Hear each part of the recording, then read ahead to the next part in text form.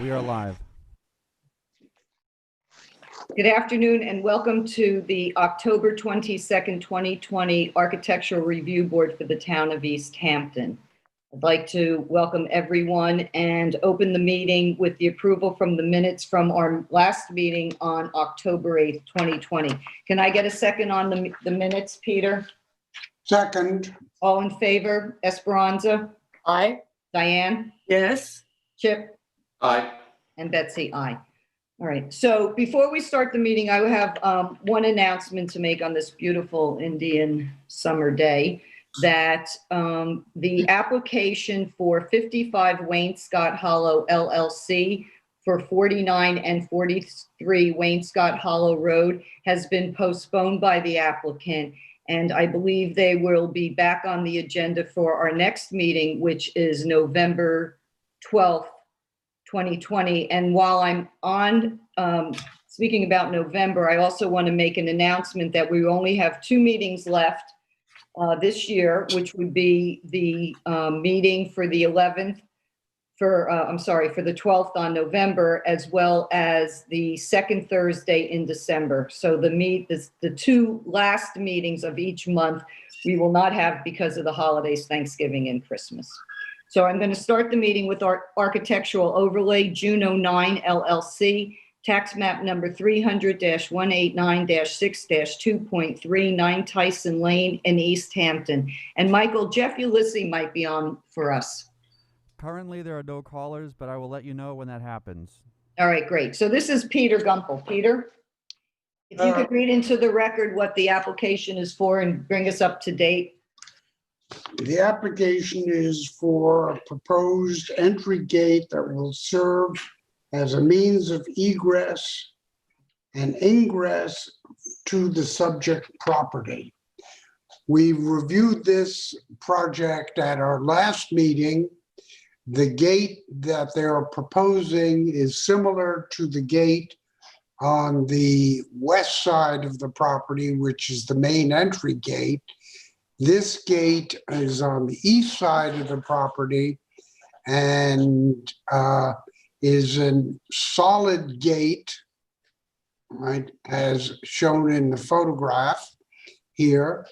The posts are 6 foot tall. The gate is slightly below that. It is flanked on either side by agricultural fencing on it, which is completely open. We asked at the last meeting for the owner to perhaps consider a more open see-through gate with better visibility, and nothing has been submitted. Chair, if I may, the applicant, I believe, is on the phone. Okay, let's let him in. I'm unmuting the caller right now. Good afternoon, board. Is this Jeffrey? Yeah, this is Jeffrey Lease. Great. Can you hear me? So Peter, to your point, nothing new has been submitted from the applicant for this meeting, but they've asked to be put back on. Okay, so Jeff, can you tell us what's up from our last conversation?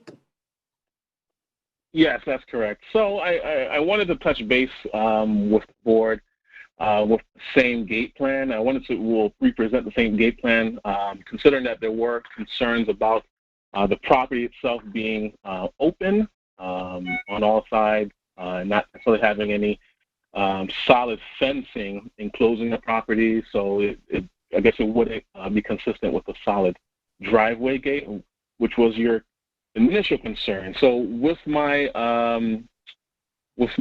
request to be put back on the hearing, I submitted a landscape plan to kind of show the board that although there is no actual fencing, solid stockade or any solid fencing that's going around the perimeter of the property itself will be completely enclosed with additional plantings, which should, for 100% enclose that area that you guys were concerned about being considerably open. Also, in addition to that, this portion of the property runs consistent with where the residence is. And what I mean by that, the residence has the same exact gate, and we are actually on the other side of the property where we're actually proposing to put in the same exact gate. They run consistently on both sides. And I know there were also concerns about not having any gates on this side of Tyson, but I pulled the foils for both 7 and 5 Tyson, believe it, 9 Tyson, and I pulled a lot of those foils, and the same exact gate that we're proposing is what was approved by the board at those times as well. So the real reason why we're presenting the same plan is because I wanted to offer up a little bit more color as to what's actually going on the property, considering that it is going to be completely enclosed, not visible from the streets, which would then coincide with with the gate that we're presenting today. Okay, Peter, if you'll excuse me for a minute, I just want to have Jeffrey clarify something, not only for myself and the board, but anybody watching. So if we look at this illustration that's up in front of us, the gate that is apparent that comes in to the parking lot to the right where the tennis courts is that where Further Lane is? Further Lane is looking at the drawing. Further Tyson, Lane is on the top. Okay. Yeah, Tyson's a U. And is Okay, quite, I got it. All right, quite so, far away. all right, thank you. So Correct. the gate on the right side to the parking that is to the right of the tennis courts, there is currently a gate there now, correct? That you To the said right that of the the tennis- ARB board approved. Correct. The gate that was approved by the ARB board, excuse me for interrupting, is on the left side of the drawing. Okay, what about the right side near the parking for the tennis courts? I Well, if believe you're- I yeah, have if you're a photograph facing the- of that. Right now, it is just an industrial gate, which is completely open. Derek, could you, Wait, and well, before you move from the screen, so then down at the bottom where there's a gate, is that the gate in question where we're talking about? no, For us, it's the one by the parking for the tennis court. it's the one by the parking for the tennis court. Okay, so Which the bottom gate that we're looking at that also was approved by the ARB board, is that correct? I believe so. Correct. Okay. And both of those gates match what he's asking to put near the parking for the tennis courts, correct? Correct. Okay. And it is above 6 feet, correct? No, it's not above 6. It's at The 6. posts are 6, the gate is 5 Okay, from grade. from grade. The gate is 5 foot from grade and the posts are 6 foot, correct? I believe so. Correct. Okay. That's what this drawing indicates. Okay. Peter? Derek, there's a photograph of the existing gate that's there, which I believe is just a temporary or was installed for the construction of the tennis court. That's what's there now. Correct. And it's also their landscape access as well, for the additional landscaping being done at the property. So my understanding is anyone who is driving down this U-shaped road, other than the owner, that's the applicant, how many other houses are on that U-shaped road? From my understanding, there's a couple flag lots, but on the actual road, there's 1, 2, 3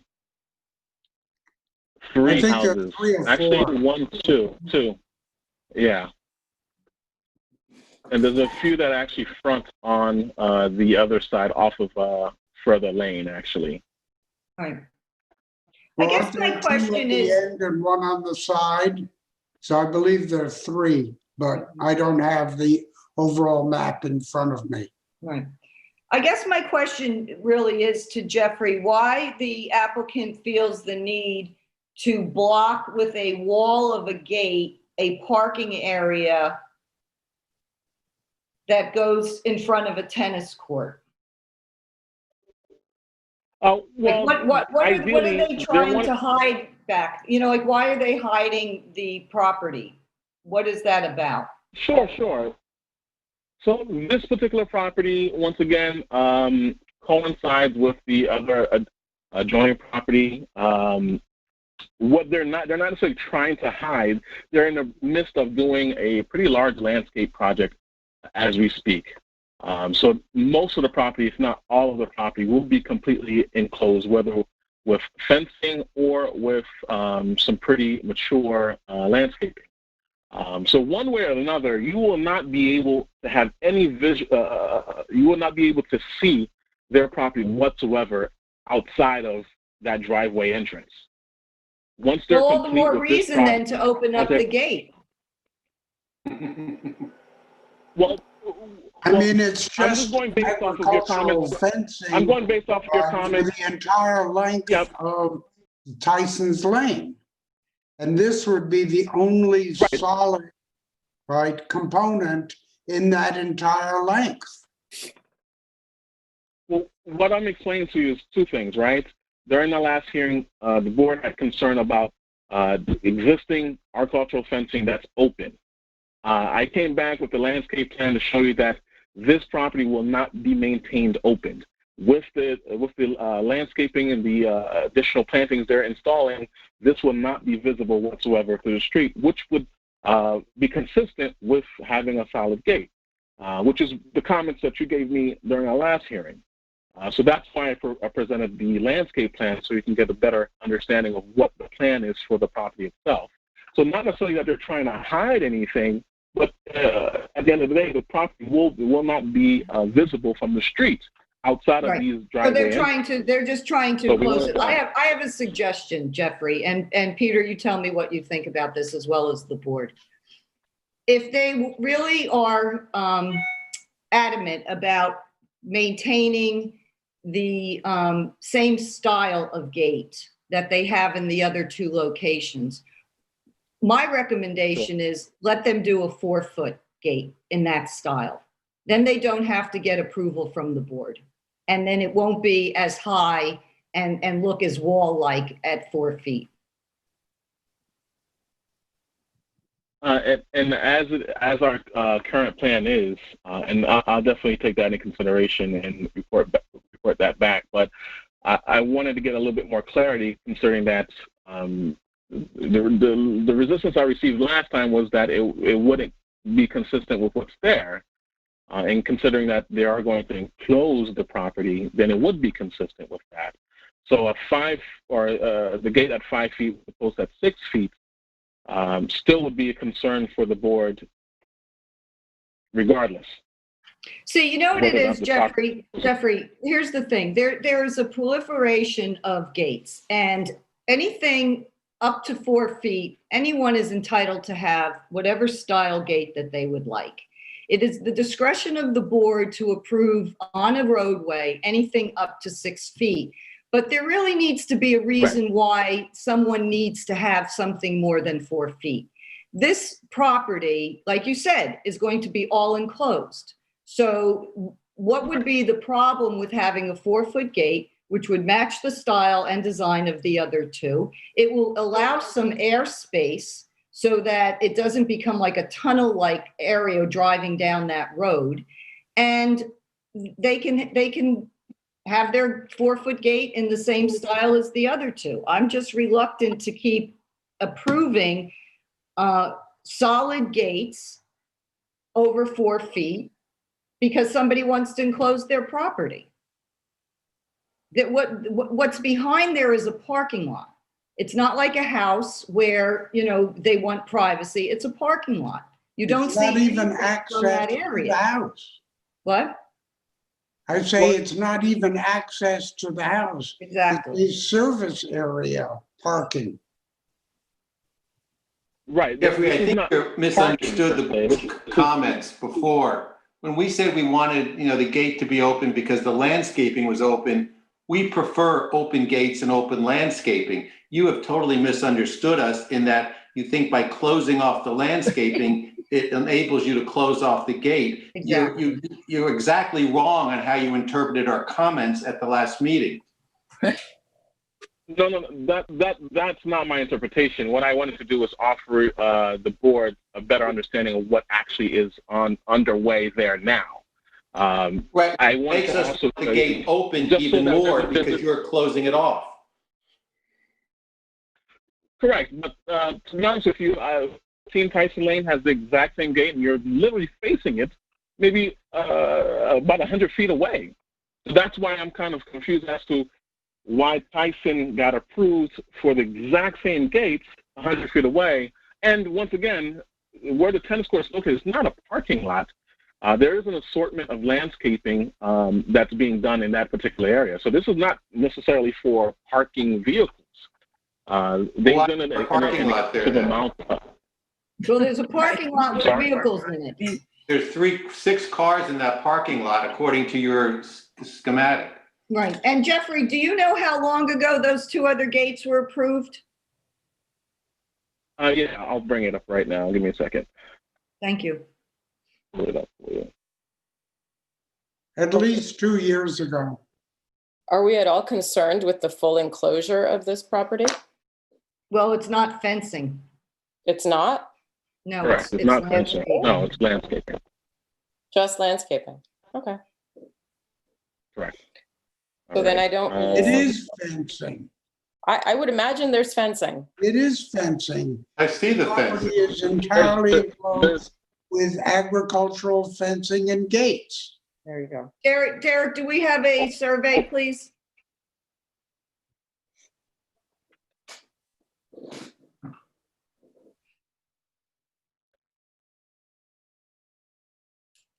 You're right.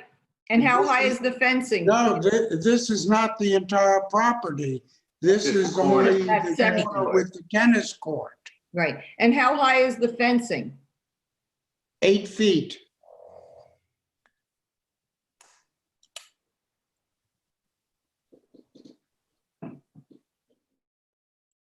Okay, so 5 Tyson Lane itself was approved on, what's the date here? 2018, December 13, 2018. Mm-hmm. And that's at the bottom or, go ahead. I'm sorry. No, that's okay. And what's the other one, number 7? Number 7, bring it up right now.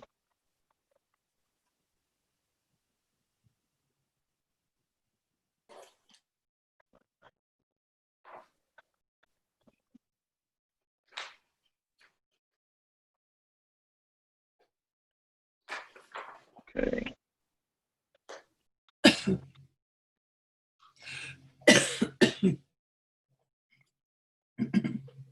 Is Tyson Lane a public road or is it a private road, Peter? I believe it is public. It actually is a loop road. All right, If it's a public road, then they can't have 8-foot fencing along that roadway, correct? It has to be 6 feet. Over the front of the houses. Would that be considered then this area, the back of the house? This is actually, It faces the road. This section is at the back. Right, but it faces a road. It's not about the house, it's about front facing a road, correct? It's about a yard in front of the house facing a public street. And this is at the back of the house. But it's facing a public street. Right, it does face, this entire piece I would say 310 further lane faces further lane, and then 9 faces essentially the corner of Tyson. Is there 8-foot fence In addition along to the the other- front of the house area? Along Jeffrey? the front of the house area, no. Not along the front of the house, no. Just this back portion where the tennis court is and where most of the landscaping is. Mhm. Is the fencing visible, Peter, with the landscaping there? Because it's agricultural fencing, the opening, right, on the framework is, it's quite open. It's quite visible through it. You really have to look hard to see the fence. Mhm. And Jeffrey's saying that they're putting more plantings there, correct? Yeah, I mean, a solid gate there would be, right, quite visible because the fence is so transparent and is continuous all the way along Tyson's Lane, right? Right, to further lane. So Jeffrey, did you come up with the other date of the second gate approval? I guess that would be Sure. number 7. Sure. Yeah, 7 Tyson was approved also December 13, 2018. Okay. So that was almost 2 years ago. I believe, And correct. I think some of the board members, I think, are on this one too, I think. I'm sorry, what? I think some of the current board members are on this approval as Yes, well. Peter and I, yes, Peter and I were on. Chip wasn't. I don't know if Diane, were you on the December? I may have just been new. Yeah. But the point that I'm trying to make, Jeffrey, is in the last 2 years, there has been such a proliferation of gates. And we really are trying, from the directive of, our purview, trying to stop these high solid gates. The ones that were approved in the past, good for you. Going forward, I don't think anyone on this board, feels, that we can continue to do this, especially in an area that is facing a parking lot, that there's just no need for it. If you can give me a reason why you feel you need to have it at 5 feet with the higher posts, please tell us what's the point. It's not going to stop deer from jumping in. They'll jump over a 5-foot gate, no problem. So what's the point? No, Consistency I with the agree other two? I'm sorry, go ahead. I missed your last comment. I'm sorry. No, I said, what's the reasoning that they're wanting it? Consistency and appearance of the other gates? Well, they're not right next door to the gates. So if they want to continue to have their consistency in style because it's part of their look, it's around the corner, and 4 feet would be just as fine. I'd like to poll the board. Why don't we take a vote? Yeah. Yeah, let's just poll the board on On the this. board. I'm sorry, Peter? Before you poll the board, I just want to make sure I'm clear too. Is it within the board's purview that you could deny a solid gate? Over 4 feet, yes. It's to our discretion. That's why you've come to us. Anything over 4 feet. Needs our approval. And we're saying to you, No, without being repetitive and redundant, that we're reluctant to continue to, unless there's a good reason, to approve a solid gate over 4 feet. So. No, I understand the board's responsibilities in that regard. What I was just asking or inquiring was more so for the main reason that it's a solid gate. Although there are existing gates that are also solid, the board just doesn't want to approve any additional solid gates. We try not to unless there's a good reason for it. Because it's starting to ruin the rural character of our town. And if everybody puts up a solid 6-foot gate, we're going to be looking like a gated community. And that's not what East Hampton Town wants to present. No, I understand completely, and I understand the job the board has to do in that regard as well. Thank you. I'm just specific to this lot, which is essentially, I think, the only last lot on this on Tyson Lane actually that doesn't have a gate. We're not that's- saying you that's can't my- have a gate, Jeffrey. We are not saying you can't have a gate. Solid. What I'm saying is you can have a 4-foot gate in that solid style all day long. So my Okay, can we, recommendation would be to go back and ask your applicant, the owner, if they would be willing to knock that down to 4 feet, then they can put that up. And if you want us as a board, we can go ahead and take a vote on it and see where it lands. Majority rules. I'd like to adjourn then in that case for sure. Okay. So we'll adjourn this. You don't want to table it. You want to adjourn it, right? Yeah, I'd like to adjourn it. Okay, great. All right. Good luck, Jeffrey. Thank you very much. Thank you. Fences, walls, and berms, Randy Feldman, tax map number 300-151-1-7.24, 69 Scrimshaw Lane in Amagansett. Diane. Yes. Hello. Now, this has been before us several times. Now, Mrs. Feldman, who spoke with us last time, and I would imagine she's going to be on the line again, has submitted a new gate, a modified gate that is not wildly different from the original gate, but this one does have 1-inch openings like were specified early on another approval. And the board's narrowed to 8.5 inches. The space is increased to 1 inch. It is still dark gray. It still has its industrial feel. She is very adamant and passionate about keeping this mood. It is 43 feet off of the pavement.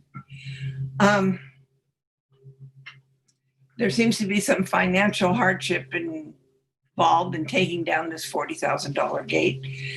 So, And let me ask you this. There is a resolution that was determined for this gate on yes. September 12th, 2019. What Randy has submitted for this meeting, the proposal to alter the existing gate, does that match what the resolution stated? It, no, it doesn't match it exactly. It matches it in terms of the dimensions of the boards and with the inch gap. That matches. But but the columns have been eliminated, and she continues to want no columns and for have the mechanism exposed for this industrial feel. So, okay, I'm sorry to interrupt. Go ahead. And on the resolution, it didn't state that it was a dark gray stain. It just says red cedar sliding driveway gate, correct? yes, originally, yes. Okay. So David, please, based on this resolution and based on what she's asking us to accept, we need to get a modification to this resolution that the columns go away and that it is not red cedar, clear red cedar. It is a stained gray. Yeah. I would think a modification is required. Right, because we can't approve this based on the resolution because it doesn't match the resolution exactly. I think this is her Exactly, Chair. Go ahead, Derek, what? This is her modification. Modification. Chair, if Was I may, it there's a submitted caller as a on the line. modification, Derek? I don't think so. Derek, can you answer that? Say modification, and he's saying yes. It was submitted as a modification. So you have a modification letter in your file and a check. She submitted this as a modification, yes. Excuse me, Chair, if I may, there's a caller on the line. Is it Randy? I don't know. I can open it up if you'd like. All right, my question to you, Derek, is why isn't there a letter of the modification in the, I only have a drawing. yeah, She submitted all, hold on one second. Let me see if I have the application. I think she submitted a letter, but she did address this as a modification and she submitted the fee. oh, I see, it says modified plan. David, in your file, do you see that? It says 1113 modified plan. Yeah. Can we accept that as a modification? I'd have to get back to you, Betsy. I don't know specifically if that's sufficient. It doesn't seem like it. Yeah, wait. This has been what people have been submitting for modifications. There's not, I mean, they can either submit a letter or they can submit the application for fencing, but just addressing that it's a modification. Okay, but As then long as Derek, it's- don't you have to go in and modify the resolution if we approve that? If this is approved, then yes. Okay, all right, I just want to be clear on the procedures. Okay, Excuse me, I have another drawing, right, which was in the package, which does have pillars, right. solid pillars finished on front and back sides, which is not the drawing that you have up. No, Oh, this that's- is the modified drawing. Yeah. That's withdrawn, but Yeah, it's that's dated October 1st. Well, this is October 13th. Solid with no horizontal boards. I'm But not this- sure but I that- know what I'm looking at. What you're looking at is on the screen, which is her modified So plan. this is modified from the modified that she submitted last Yes. time? Yes, it's the Yeah. second modification plan, because we denied, or we asked her to go back and rethink this because the openings didn't match the resolution. So she's come back to us with the openings that either are a little bit big, more than the resolution, or suffice it. And The boards themselves are slightly smaller. They're 8.5 inches instead of 8 11/16 inches. So they are slightly smaller, and the 1 inch gap between them remains the same. The columns are now gone. Okay. So Diane, where are you at on this? You know, I feel that if she so desperately wants this gate, and it is so intrinsic to her design and her home, and it's not on a main road, and it is 43 feet back from the road, and it does more or less sort of disappear into the landscape, I think that we should let her have it. Well, I think more importantly, it matches closer to the resolution and, Yes, and it what was does, yeah. originally approved, Right. So to me, that to me is more of a firmer issue. Peter? I think it's going to look like a solid wall. But that's what was originally approved last September. Doesn't necessarily mean that, right? I would approve it now. No, nor would I, but we can't go back on something that was approved last year. And Well, she's come back to satisfy that this will look like, right, even though it's 43 feet away from the road, it is a main road, right? I do travel that road quite often, all right? And I object to the solid quality of it. I object to the color. Well, other than the color, you approved this last September, Peter. The board approved it.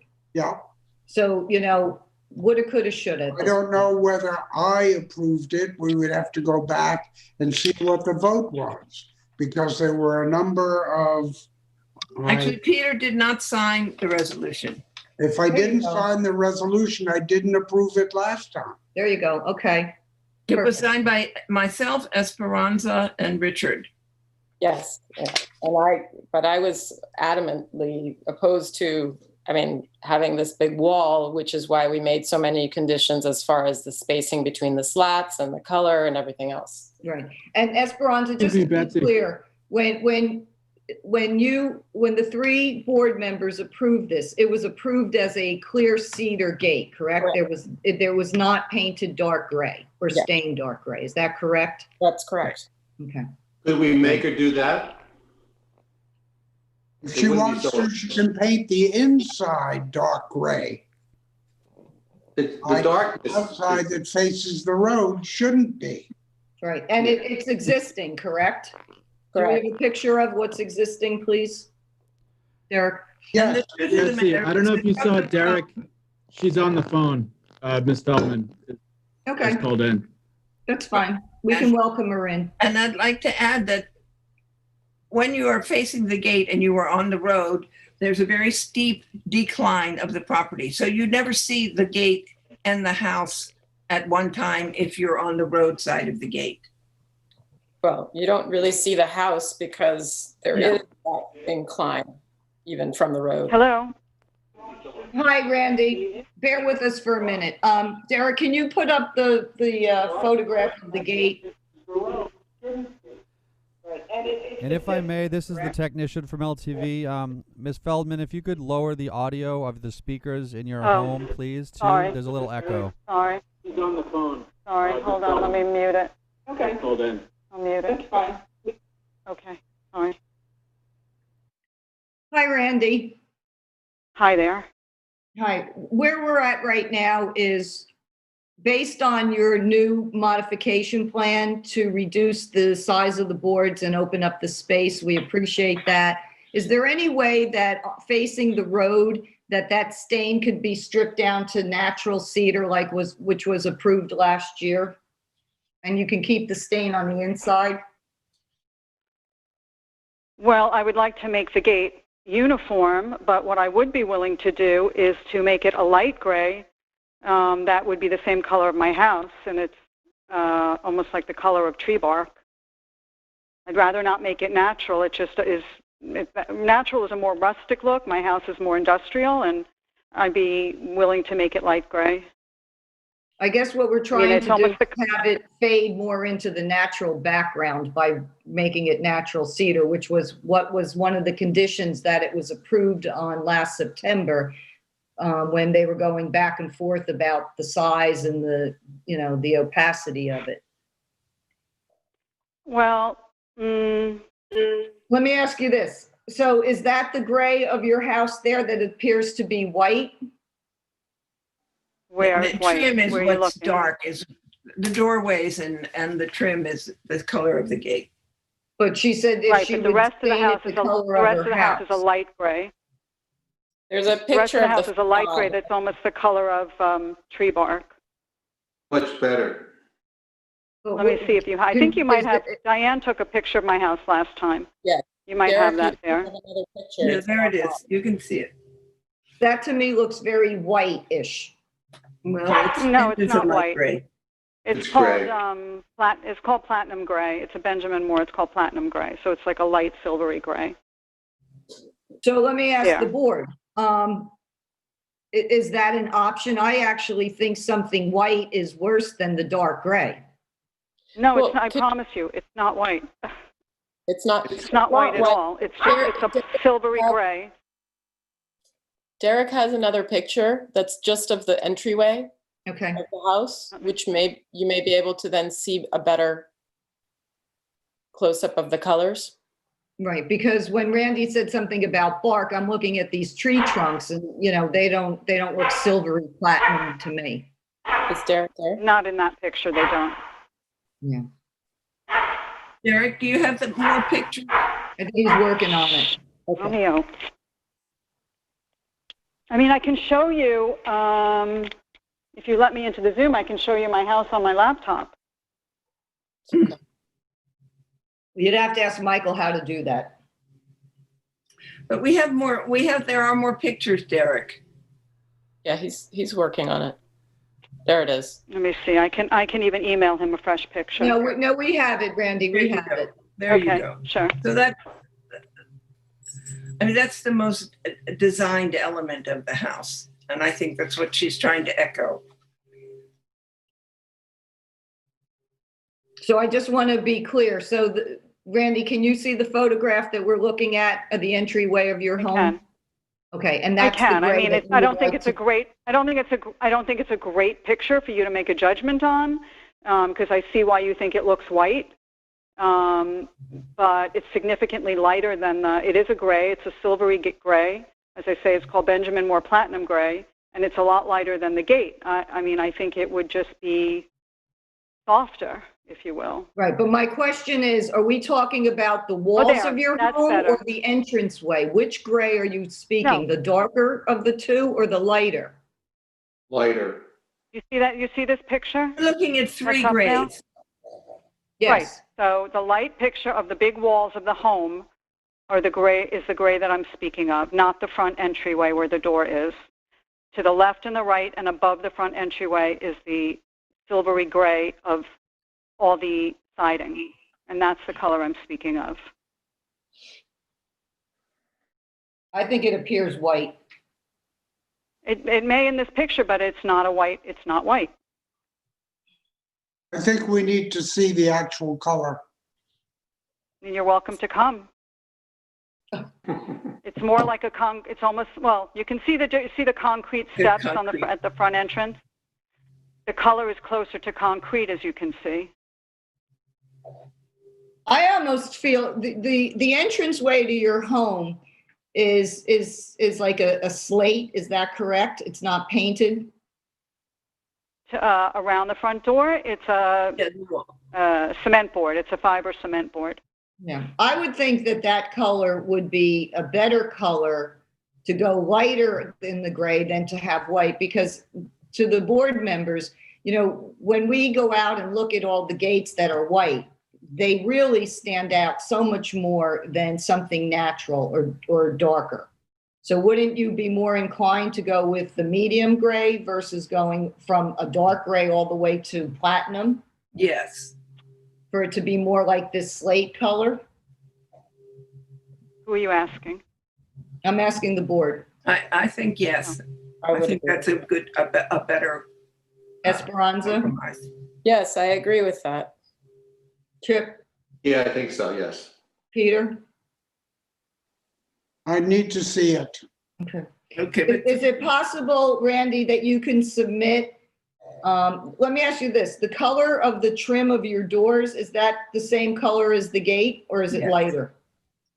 No, that the color of the trim and the front door is the same color as the gates. You can, I think you can see the contrast with that in the cement board. Right, right. Can you submit a color that matches that cement board for us to take a look at? Sure, I can actually even bring you a piece of the cement board. Just as long as it's not too big. No, we can cut it. Yeah. I know, but we need to find a paint color that matches because the Yeah, sure. I'll bring that in. Kind of stain color and submit, you know, Sure. enough samples of that would match that, so that each board member can see it. You know, look at it. We're just, because we're not operating from sitting in a meeting in town hall, we all get individual packets. We're all in our individual homes. So in order for us to see a color in its true value, we need to have a sample. Would that be acceptable to submit that? Yes, and in what form do you want me to submit the sample? It Like could the be a actual paint chip. paint or And, chip? yes, and you know what? If you would like to also submit a color of the platinum, then we can take a look Sure. at, you know, what's there versus what these two Sure. are, and maybe we can all come to some kind of conclusion. You know, I Sure. feel that based on removing the columns and opening up the space, that you're working more towards, you know, resolving, you know, what the issue was from the resolution. It's now a matter of trying to get that darker gray color lightened up. Okay. So, Diane, no, I like okay? your idea. Yeah, I like your idea. I mean, I love all the colors on the house. So I love the color of the cement board. I have a question for you. This is now, does this have to take another 2 weeks? Yes. Or two. 3. Bummer. Okay. What The do you mean next 3? meeting is the 12th of November. And just to let you know, if we can button this up, that would be better for you because then we don't have another meeting until December because of Thanksgiving holiday. Well, the problem, I mean, I'm now on grace period of my permits. That's why, and my permits are done December 9th. So I need to make the modifications to the gate and close out my C of O because I have 4 permits and they won't, the town will close them out. They won't close them out separately. Well, look, here's the thing. If that gate wasn't painted dark gray, you wouldn't be in this position right now. So I understand your situation. No, I understand your situation and we're really trying to work with you. So let's submit the 2 colors to the board, and then you can submit them to Derek, and if you can give enough for the 5 board members to see in their packet, then Derek will go ahead and put you on the agenda for the 11th, okay? Diane, is that satisfactory with you? I think so. Yeah. Everybody else, we're okay with that? Confirm, Yeah. Okay. Peter, where'd you go? just to confirm. All right, go ahead, I'm sorry. Are you okay with just to that, confirm. Peter?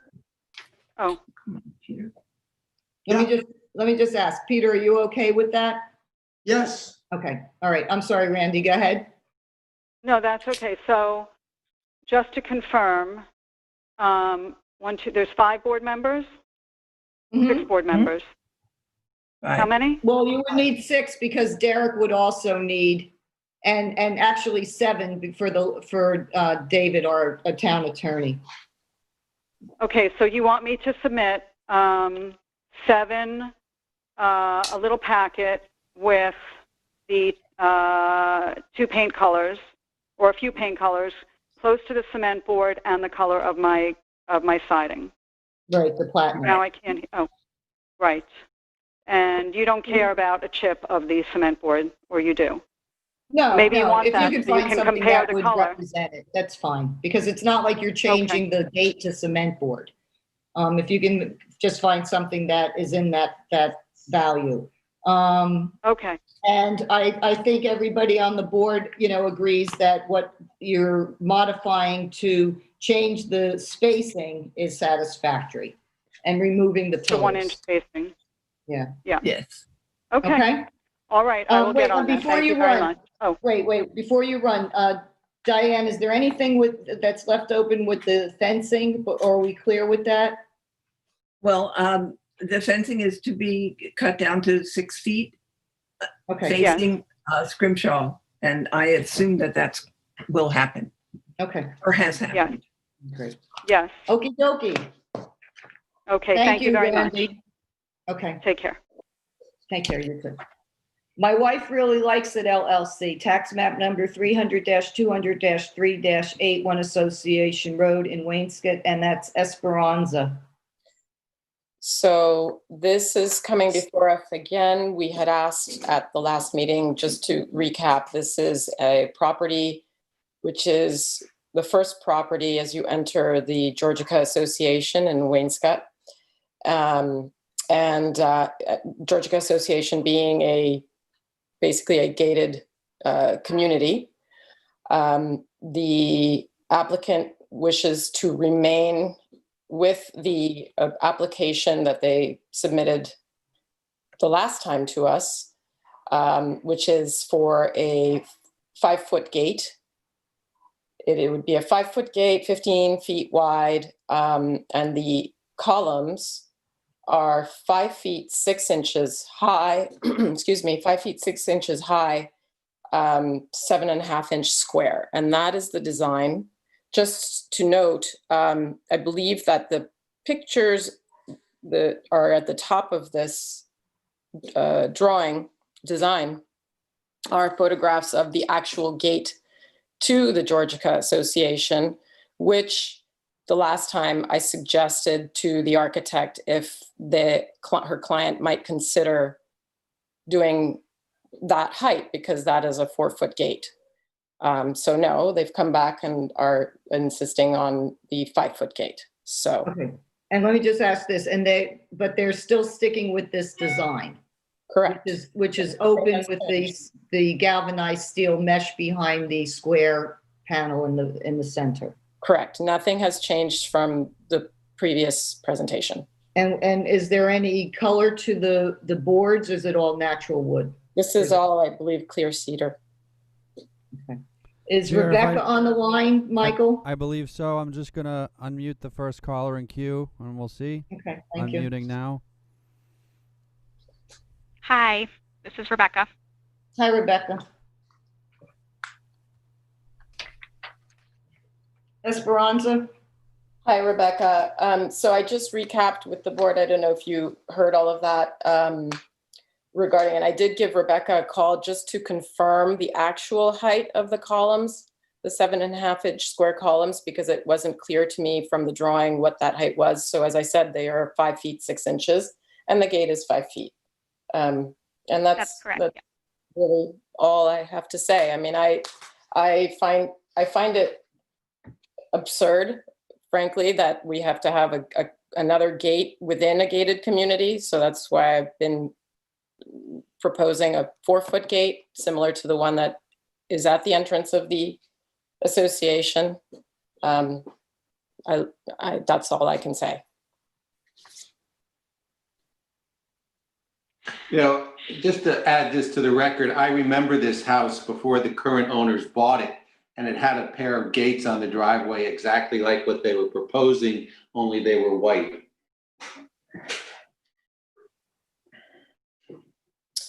Well, this picture that you're seeing now was the original and actually ARB approved gate, which resolution expired and we denied an extension. So fortunately, you know, they've come Right, back. I'm talking prior to these gates. Yeah, no, I understand. But, you know, what they presented now is an improvement.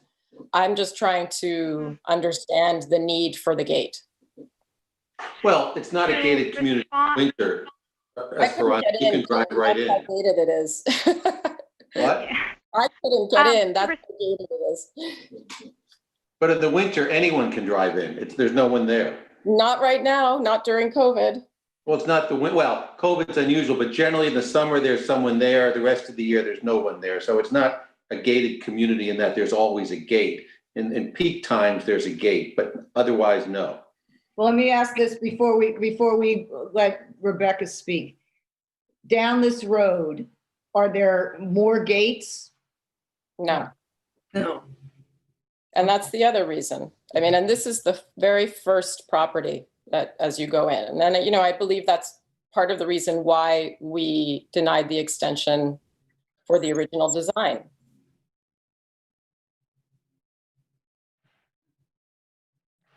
There are a few gates on the drive leading up to Association Road. Leading up to Outside the Association. association. Yeah. Lauders have a gate right next door, yeah. But once you're inside. I believe on a previous call, you had said that the precedent was not as important now because East Hampton wants to pay a lot of attention to every 5-foot high gate that gets passed, so that this community doesn't feel like a gated community, which I completely hear and understand. I guess this gate, because it matches a gate that already exists, and because it's within a existing gated community, we wanted to just match it as much as possible and keep the character, but it is not something that would be seen easily by the public. Sarah, can I see a survey, please?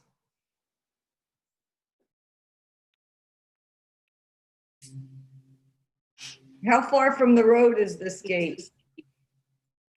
It's 45 feet, 10 inches, I believe. 36. Set back at the edge of, oh, okay. It's set back at the edge of the existing hedge. 36 from the edge, yeah. Yes, exactly.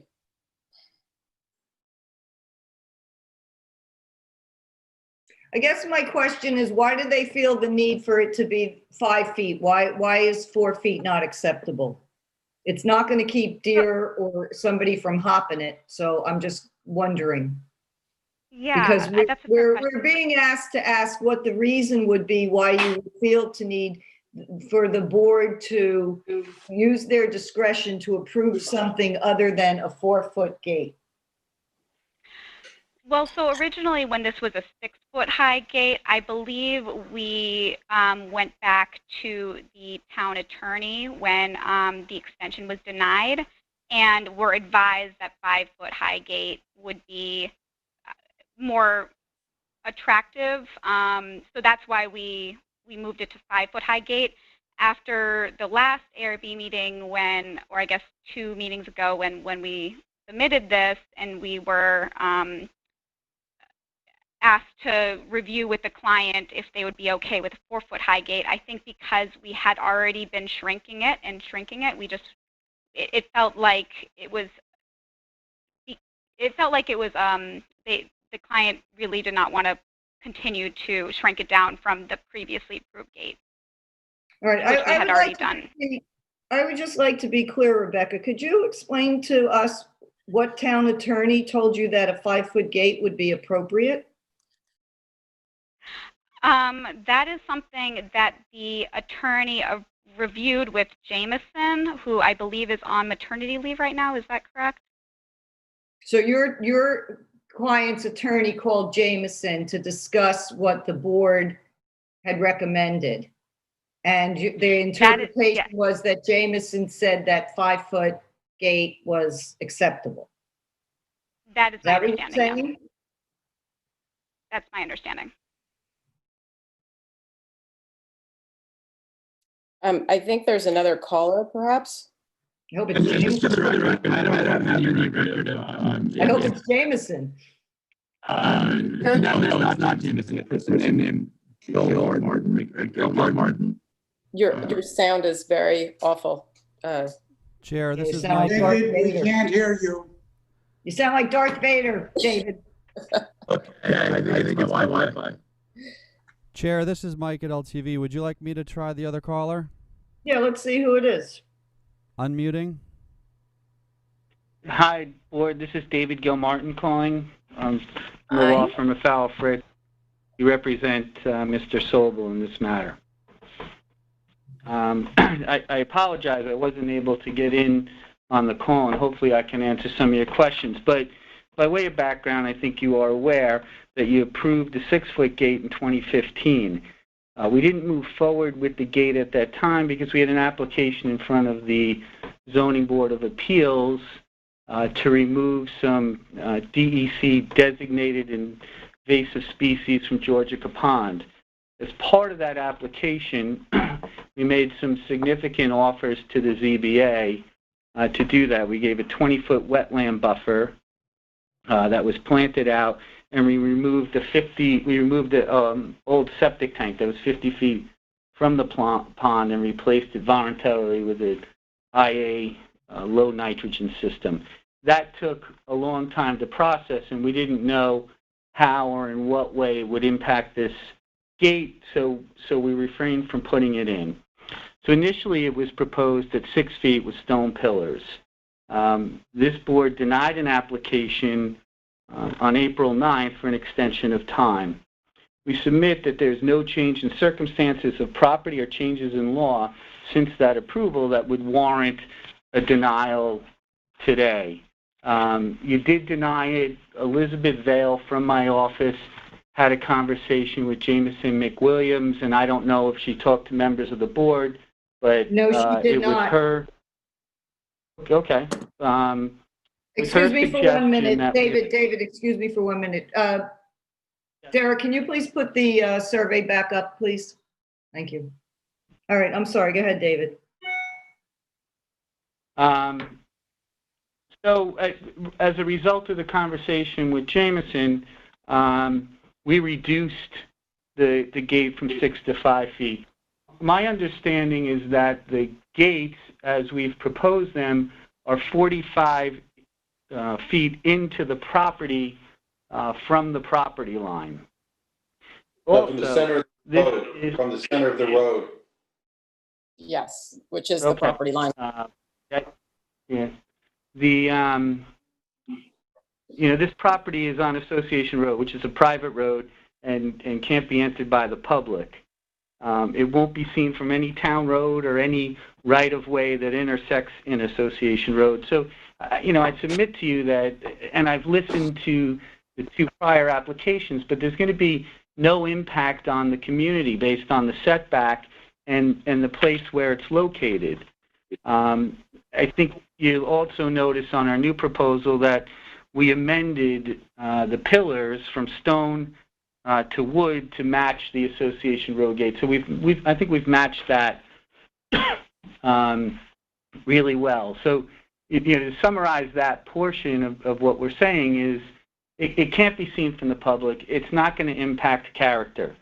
The reason we need it, excuse me, is that we need privacy and we also need some security. There have been 2 incidents at the property that has shaken the Sobel family up.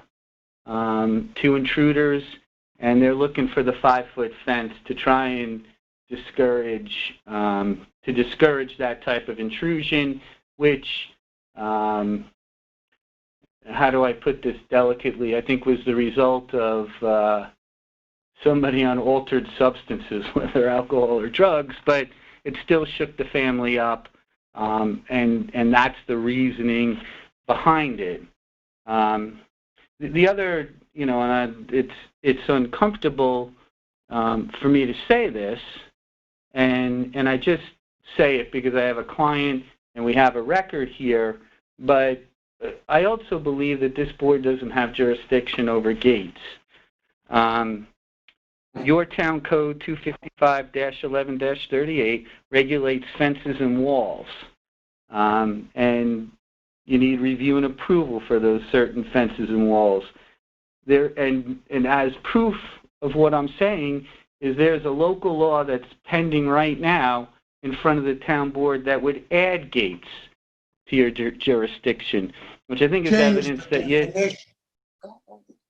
you don't have jurisdiction right now over the gates. That said, we'd like to move forward with this application at the 5 feet and get your approval and be good citizens. But, I think the board should be mindful of the fact that, there's legislation pending that you don't have jurisdiction. And I know you're probably thinking like I'm thinking, that if you delay the application, that maybe the local law giving jurisdiction over the gates will change this scenario. And Nancy Lynn, Nancy Lynn, excuse me, David. Nancy Lynn, your sound is inaudible. If there's any way that you can go to, if you can come into the meeting in another way, because I'd like for you to speak. If I may, this is the LTV Tech. If Nancy Lynn could call the free conference call number, please, that would be helpful. David, can you help her with that, please? Yeah. So David Gilmartin, and the reason why I'm using your last name. You could hear me? Yes. You're fine. We can hear you. Oh, yes. But what we couldn't do is we couldn't hear our town attorney, David McMaster, and Nancy Lynn Thiel came in to answer what you were saying with regards to the jurisdiction of the gates. And I'd like for her to respond to you on that before we proceed, okay? So if you'll just give us a minute. That's fine. Yeah. Thank you. I'm going to excuse myself for 1 second while we're waiting. I'm going to be unmuting the caller right now.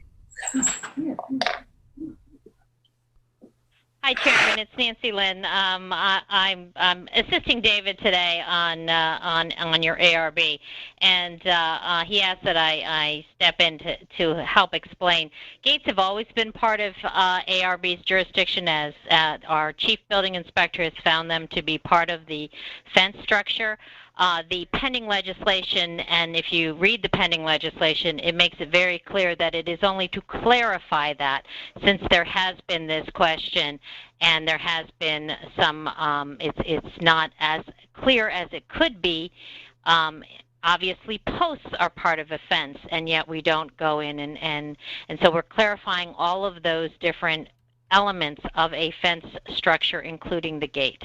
So gates are under the jurisdiction of ARB. That is a ruling that the chief building inspector has made, and ARB has jurisdiction over them, regardless of whether or not the pending legislation passes or doesn't pass.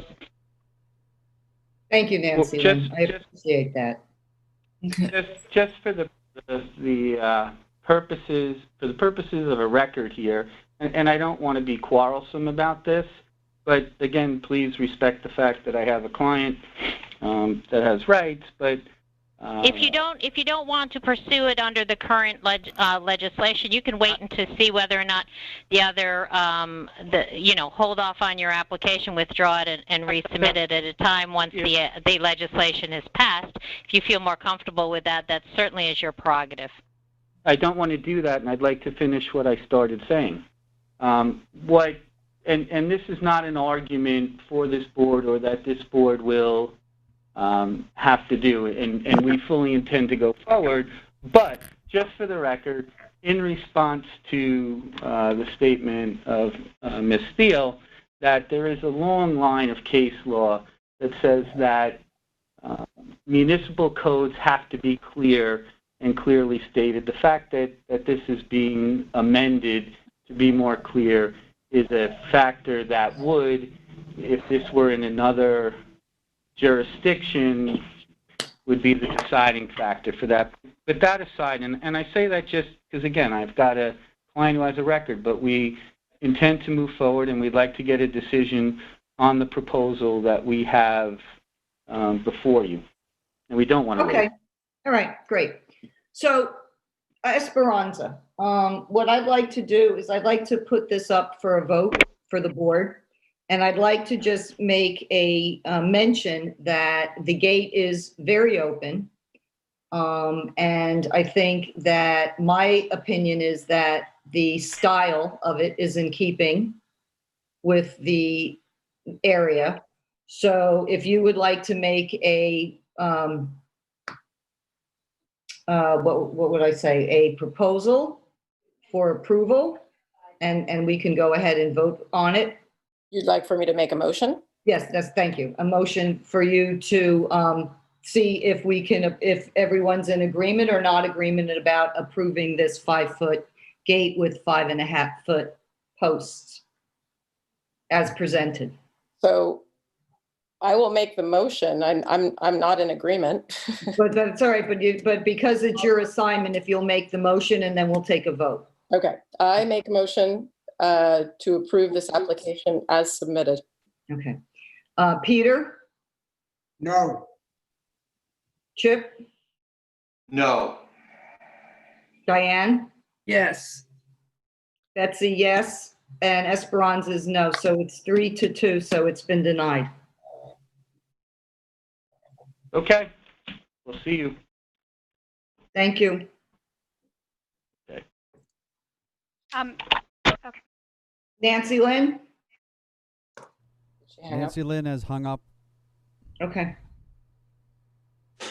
David, your microphone is muted. I thought Esperanza. I was just talking to Nancy Lynn. Oh, now we can hear you. Betsy, do you want me to come back and get Nancy Lynn? No, I didn't know if she had something that she wanted to I add. have her right here. She's calling in right now. I'll unmute her again. Chair, as long as he's asking to proceed, then he is putting himself within the jurisdiction of the board, and the board can proceed. Well, we did, and we took a vote, and it was 3-2, and 3 board members voted no for what they presented and 2 voted yes, so it was denied. Okay. Okay? Thank you, hello, Nancy. this is Rebecca again. I have just one more question before we close out. So going forward, is there anything that you would look for in changes to this gate other than shrinking it by a foot, or is that the only path that you're giving to go forward? Well, let me ask the 3 board members that said no. Peter, what would you say to I would Rebecca? accept a 4-foot-high gate. Well, I would accept it because it has nothing to do with us. They can put a 4-foot gate if they like. And Chip? I agree. So I think the 3 board members are saying it's about the height. Okay, so there's no design The design opinions is fine. or anything we can change in order to get a 5-foot high gate here. As far as I'm concerned, the gate design is acceptable. Okay. All right. Thank you. You're welcome. Thank you, Rebecca. Yeah. Okay, Marcy Waterman, tax map number 300-155-1-3, 124 Merchants Path in Wainscott, and that's Chip.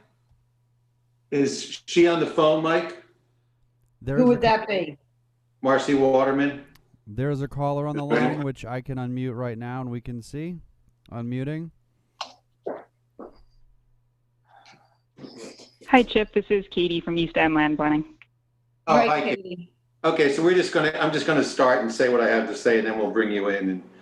So the applicant seeks guidance on her plan to lower a pair of 7-foot driveway gates with 6'8" posts and bring extensive deer fencing into compliance.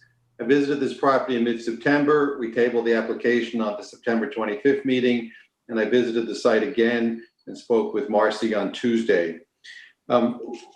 We discussed cutting the tops of the gates down a foot so they don't exceed 6 feet. In this earlier photograph, they suggested cutting the bottoms of the gates off, but since they're electric gates, that's a complicated process. So the applicant is now willing to lower the gates from the top. So they don't exceed 6 feet. She's also willing to cut the posts down so they don't exceed 6 feet. She will remove all the 8-foot high deer fencing that abuts the gates from the front yard up to the front facade of the house. And that deals with the front of the property. There's deer fencing on the back side. It's 8 feet on the left side of the house and across the back, as well within the property on the back property line. So there's ample room for animal movement. The right side of the house, the property, is a messy mixture of stockade fencing and deer fencing. It's buried deep in a shrub border. It often exceeds 10 feet on the fencing and often exceeds 12 feet on the post. In discussing it with Marcy, and I've come to agree that this fence was the neighbor's fence that was pre-existing and not part of the fencing that she added or previous owners added. I think the plan to deal with the gates and the fencing is admirable and will bring the property into compliance when completed. Katie, do you want to say anything? I think you summed it up very well, Chip. Okay. So then this, we've given you some guidance on what to do. You need to do it and then bring it back to us. I'll come out and do a final inspection and off we go. Okay, would you guys would you vote on this and then issue a resolution? That way I can pull a building permit? Make a motion. Well, before we go that far, I mean, originally it was going to be the bottom. I understand what Chip said about the mechanics. It's still a pretty solid bottom. I'm wondering where this 6-foot area leads to. You know, we just got off of, 2 or 3 of these right in a row about not wanting to be approving all these 6-foot gates. And here we are approving a 6-foot gate. That's going to be almost solid. Right. With, maybe 2 of those squares. I mean, I don't know how much that, so. Halfway over, it would be flat, yes. You know what I'm saying? So there's a situation here and, you can't,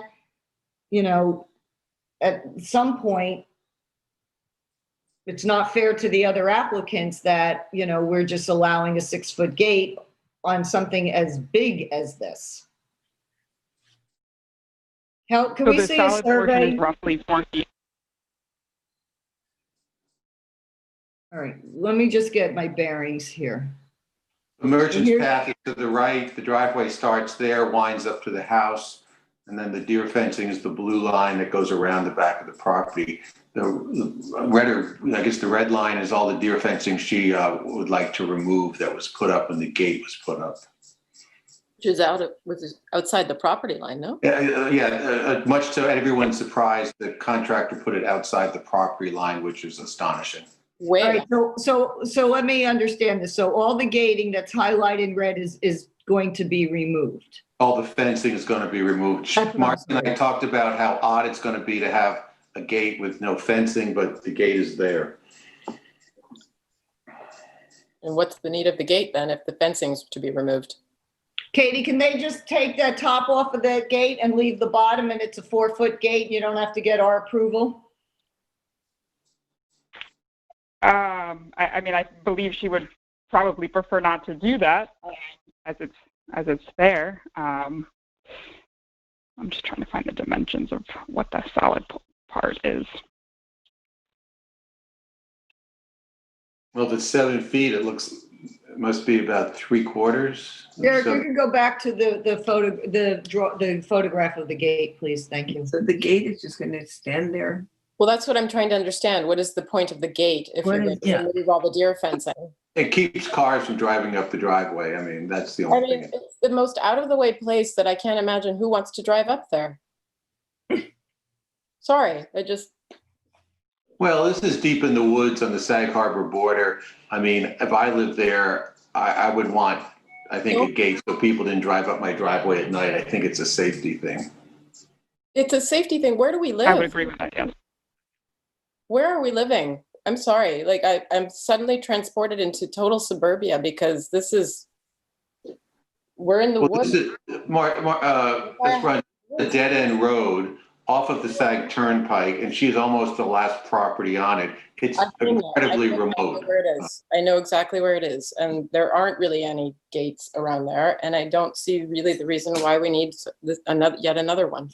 No, there are gates on the road. I looked at them yesterday. There are some gates. Katie, is it possible for you to tell us today from the top portion of the border of the solid part down to the grade what that measures?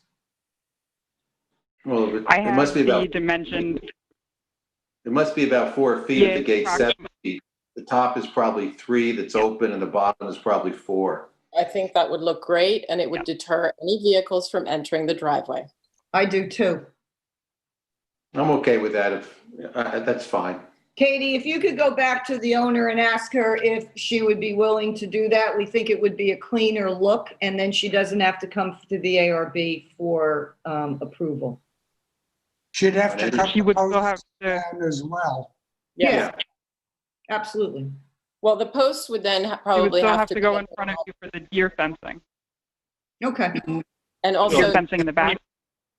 No, the deer fencing in the back is fine. The stuff that's on the neighbor's property is on the neighbor's property.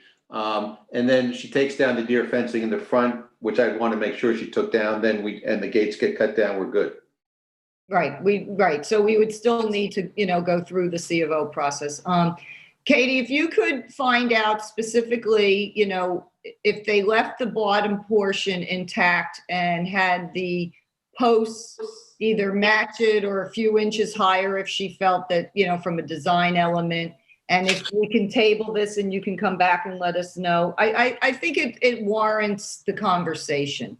Because I think the two couple squares above it aren't going to make that much of a difference. I think it would look much nicer without it. I think it would be more attractive looking gate. Okay, I will discuss it with her and circle back. And if it's, so correct me if I'm wrong, but if she's okay with that, then we would still have to come in front of you for the 8-foot deer fencing in the rear, or with that. And we'd also have to make sure that this was cut down to, that height. And if for some reason, right, let's just say hypothetically, that that portion from grade is above 4 feet, we would feel comfortable approving that for you. Okay. Let's say Yeah. if it was 4.5 feet, you know, whatever the right, whatever the measurement is. If she took that top portion off and somewhat married the post to meet that, we would be willing to approve that. And I'm speaking for myself. Is anybody else on the board in agreement? I agree. I agree. But Katie, she doesn't need to take the fencing in the back down. That's fine. It's the fencing in the front facade of the house to the road that has to come down. Yes. Yes, and no, I understand that, but you guys still have to give approval for the deer fencing in the rear. Right. The deer fencing in the rear is fine. It's 8 feet, it's fine. Well, we still have to prove it. We still have to prove it. If it's up to 6 feet, we don't, but if it's over 6, we still have to prove it. Approve it. Yeah, okay, approve it. Yes. So yes, you're right, Katie. Okay, and just to clarify, do you guys have any issues with the 8-foot fencing in the back? No. Right, Okay. Chip? Okay. Correct. Just wait, can we look at that survey again, just to make sure every board member is in agreement?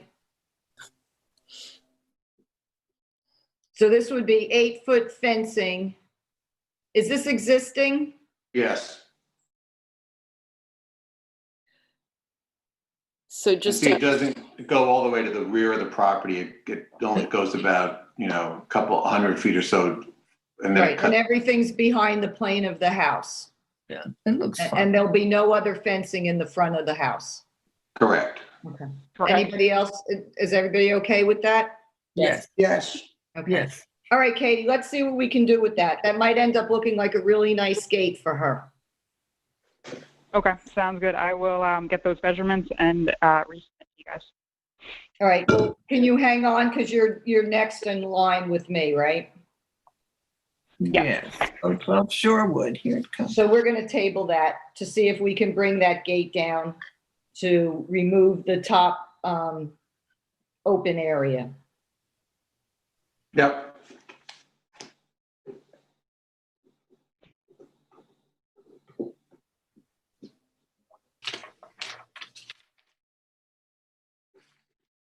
Plus or minus at 4 feet. Okay.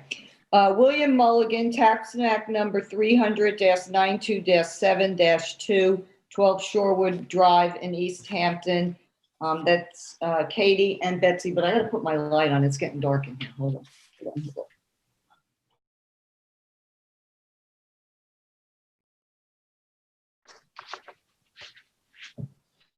La la la la la la la. Okay. Let me read into the record what this is for.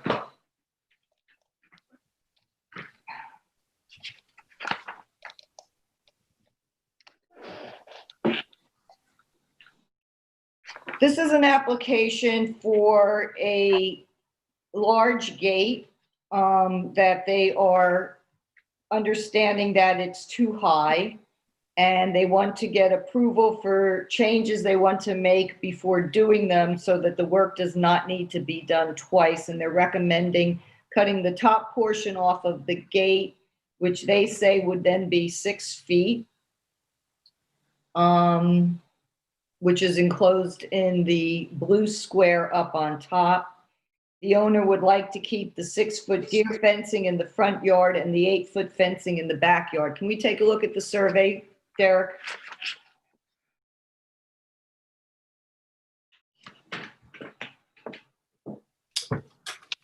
Okay. All right.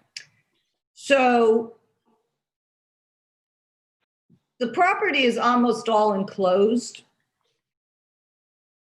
And all of the fencing in the front of the house, with the exception of some of the fencing near the front gate, is at best 6 feet. I didn't go trudging through the brush to measure it, but it appeared to be consistent except near the gate. I could not get in to the property to examine the back. It appears that it's on the property or on the property line.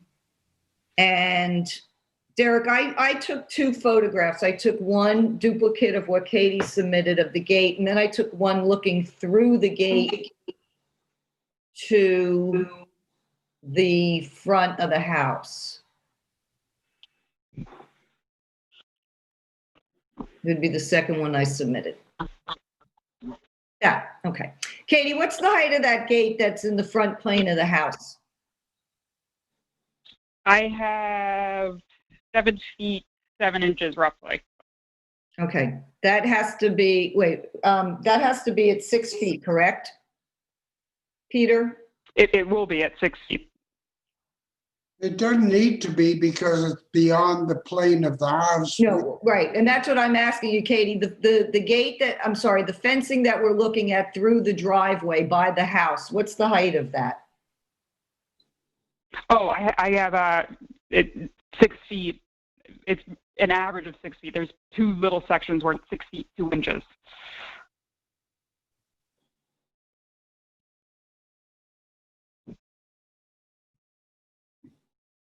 That's okay. Okay. Do we know for a fact if the fencing in the back is at 8 feet or is it higher? Because I could not get in to measure it. It is 8 feet. It's traditional deer fencing, 8 feet, and then they also have pool guard. It's only 4 feet as well because there's a pool back there. That's right on the inside of the deer fencing. All right, and the type of fencing that they have on the side in the front, which is posts, wooden posts with deer fencing, is there a picture of that somewhere? I think I saw something in the file. Let me look. Yeah, it was on the second page of what I submitted. It kind of is woven in between pine trees. Right, right. If we could look at that.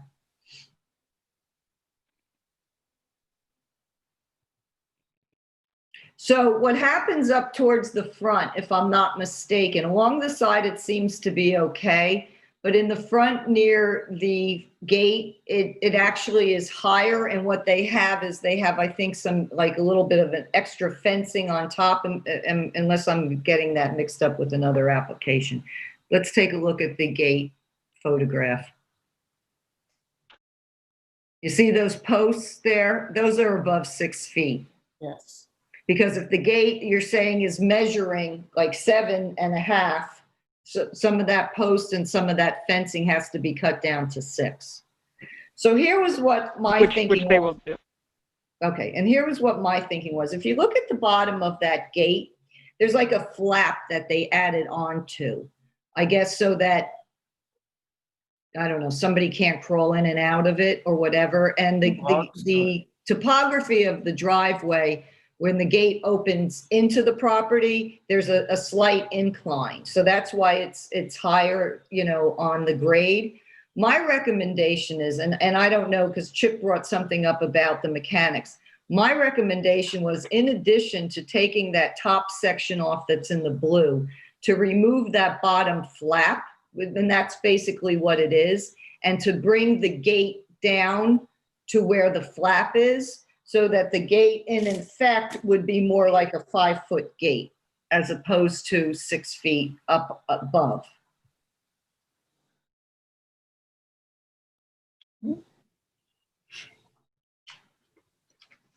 Does anybody have any comments about that? I'm sorry, what? It's possible to do that, but it's not very easy because the mechanics of the connection, right, from the post to the gate are kind of fixed.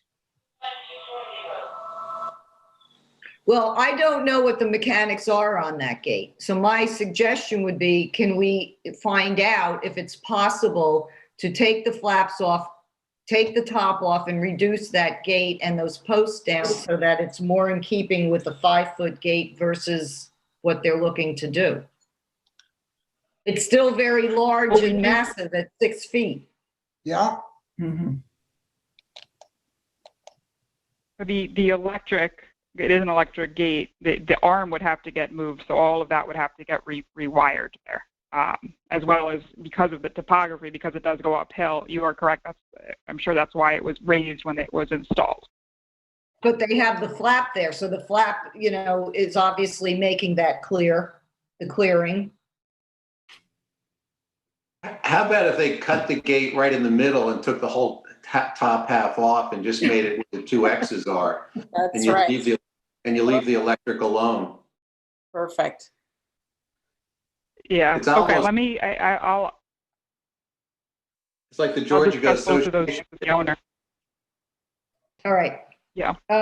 So let's table this also too, to see if they're open to removing that and keeping their mechanics. Okay, but before you table it, Betsy, do you guys have any issue with the 8-foot fence in the back, or that the other 6-foot fencing, not the gate in the front?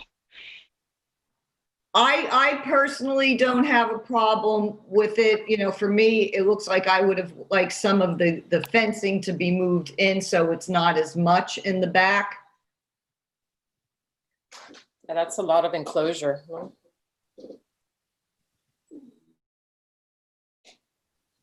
I'm sorry. In the I back or was in the thinking front? about. I'm sorry. I was thinking about something else.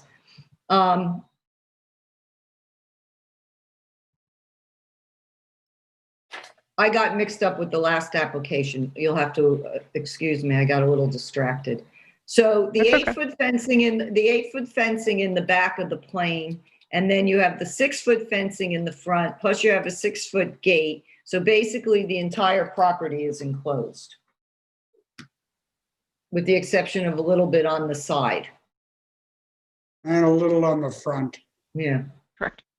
Near the right of way.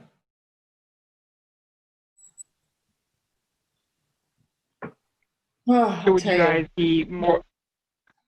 Would you guys be? Well, obviously, if they dropped it down to 4 feet, then that would be fine. The fencing in the front. Right. Right.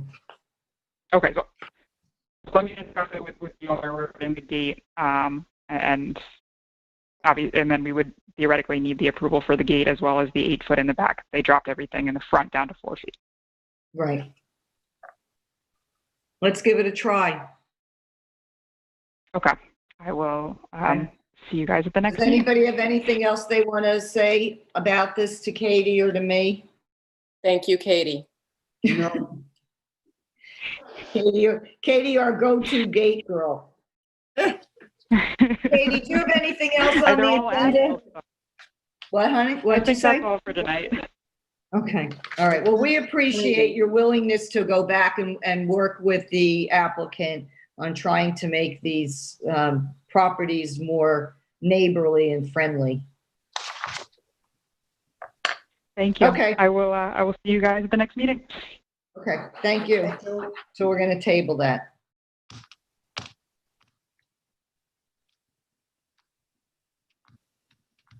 I'm just making a note.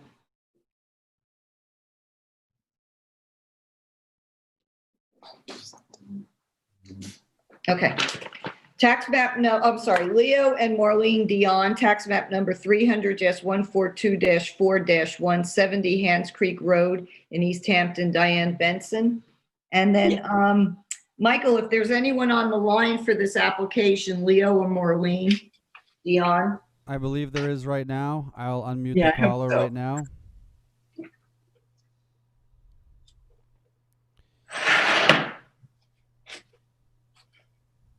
Hello, caller. You're live with the ARB. Yes, thank you. Is it Lee? Yes, do you want me to give some history or? No, Let's read into the record what the application is Right. for, Diane. Thank you. Yes, this is an application for an existing columns and gate that have been in place for 20 years. The pillars are higher than the 6-foot allowance. And last time they updated the survey 10 years ago in 2011. It was not an issue. This is a very obscure location. It is down a long, very long, 1/3 of a mile private road off of Hands Creek Road, although the address is on Hands Creek Road. Derek, my pictures have a photograph of the road. Okay, this is the last turn of the road. This is a very winding, long private road that goes to this house. And the gate is never visible from anywhere except from the environs of this house. It is too big. It is too big by our standards, and the columns are very, very, they're very substantial. But the whole. Is this a public road? No, it's a private road. It's totally private. What I think needs to be looked at is the survey. And a few things need to be noted on the survey, because right away there is a question of the fencing, which this is a 4.5 acre, a little larger than a 4.5 acre property. And it looks as though it is mostly fenced in, but in fact, they have allowed a 58-foot to the left of the property. They have allowed a 58-foot sort of a deer walk, and it's a very friendly conclave back there of four homes, all on these big 4.5 or 5 acre lots. Now, the Dion's also owned the property directly next door, where they actually live right now. And I believe, Derek, that you received today the survey for the next door property, which is only fenced in 38%. So basically their properties are contiguous, and they're all sort of, Mrs. Dion and the neighbors are somewhat sort of deer whisperers, putting out apple peels. I mean, I was there yesterday in the afternoon when there was a whole deer family that calls this very open area their home. So, so there's the question of the coverage of the fence, and there's the question of this too big gate that's been there 20 years and is in a place where no one can see it except the immediate neighbors. Right. And So it doesn't face a public road. Faces The gate nothing. with the lights. So the situation with regards to that, we can't approve up to 6 feet doesn't apply, correct, Peter? I believe so, David. Yes, if I could just remind the board that because it does not face a public roadway, it's allowable up to 8 feet. Mm-hmm. It's treated as the same as a side yard. Great. What are the dimensions of the gate and the posts? 6'8" at the highest point of the wrought iron. And what And I about think the lights? At the highest point, 6'8", and the columns are 6'4". The columns are really substantial. They're 2.5 foot square. They're very, I mean, there's one picture that shows the house behind them. Everything is of a style and in keeping with one another, and it is visible from absolutely nowhere. My only concern is those lanterns are probably not dark sky compliant. Are they operable? Let's look again at that. Okay.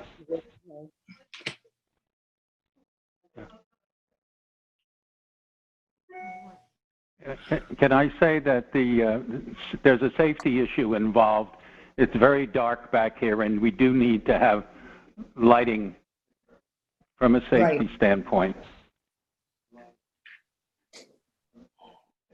Peter, what's your take on this?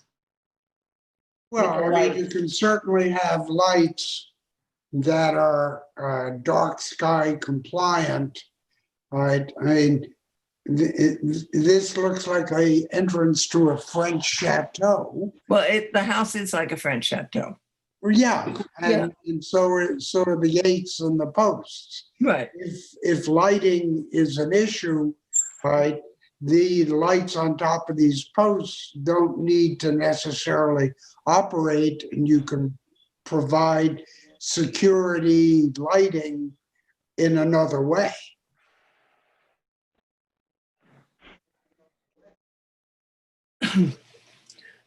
May I say that the lights have been here for 20 years and that it's not been an issue? Okay, but if it I know, but this is today. We didn't worry about dark sky compliance. They didn't worry about it 20 years ago, yeah. Well, I mean, it's such a everything is so heavily wooded. I mean, you can get a sense of, everything is extremely mature, very heavily wooded. No, and I understand that, and I just wonder if this is something that we can't approve, the lights. I'm not talking about the gates or the post. I'm talking about the lights. Well, maybe. Well, you could put sconces on the pillars that shine down and take the top lights off. We've had that done many times. I know, but what I'm trying, David, is it possible, is Nancy Lynn still around? I would just want to make sure that, if this is something that the board wants to approve, that we're allowed to approve it.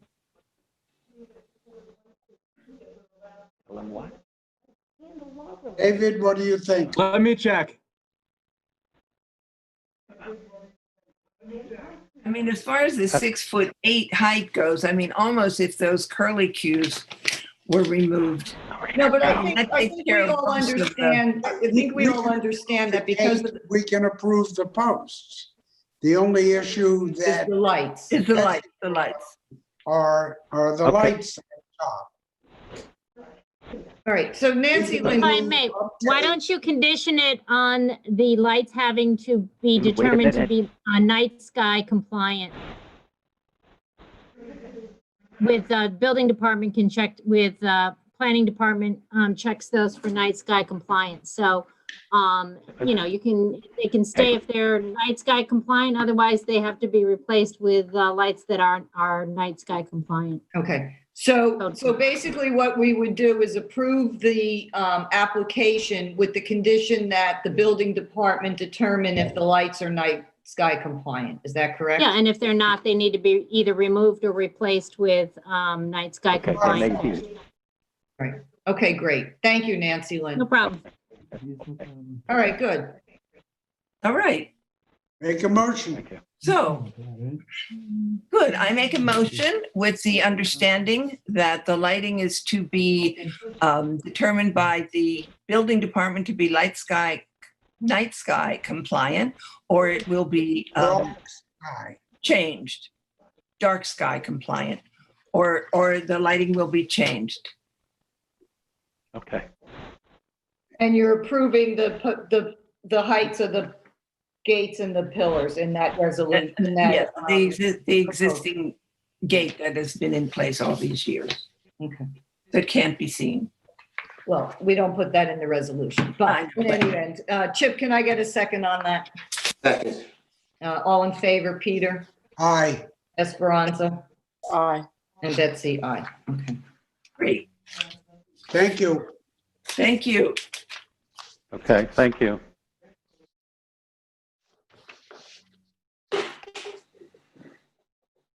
I'm here. I'm just making a note.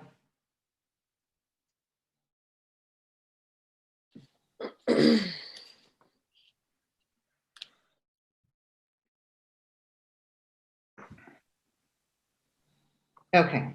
David Palami, tax map, I'm sorry, however it's supposed to be pronounced, tax map number 300-55-4-10, 5 Boulder Lane in East Hampton, Chip. And Michael, is there anybody on the call for this? The applicant is actually in our Zoom call. He's on the video. Oh, that's right. See him. Right. David.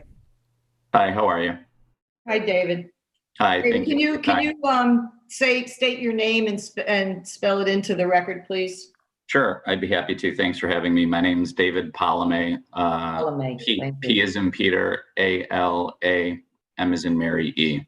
There's an X on page 2, so it's like Palame, not Palame. My apologies. Or Palami. Right, Palame. It's a very nice name. Okay, Chip. This is an application to bring driveway gates and their posts into compliance. The property is on a wooded cul-de-sac close to Sammy's Beach. The applicant states the purpose of the gates is the safety of his young children. This is an unusual application in that the gates are not really the issue here. The left gate is 5 feet 5 above grade. The right gate is 5 foot 3 above grade. The outer vertical supports on either side of these gates, where they are hinged to the posts, are the main problems. The outer supports on the left are 6 feet 6 tall. and the outer supports on the right are 6 feet 3 inches tall.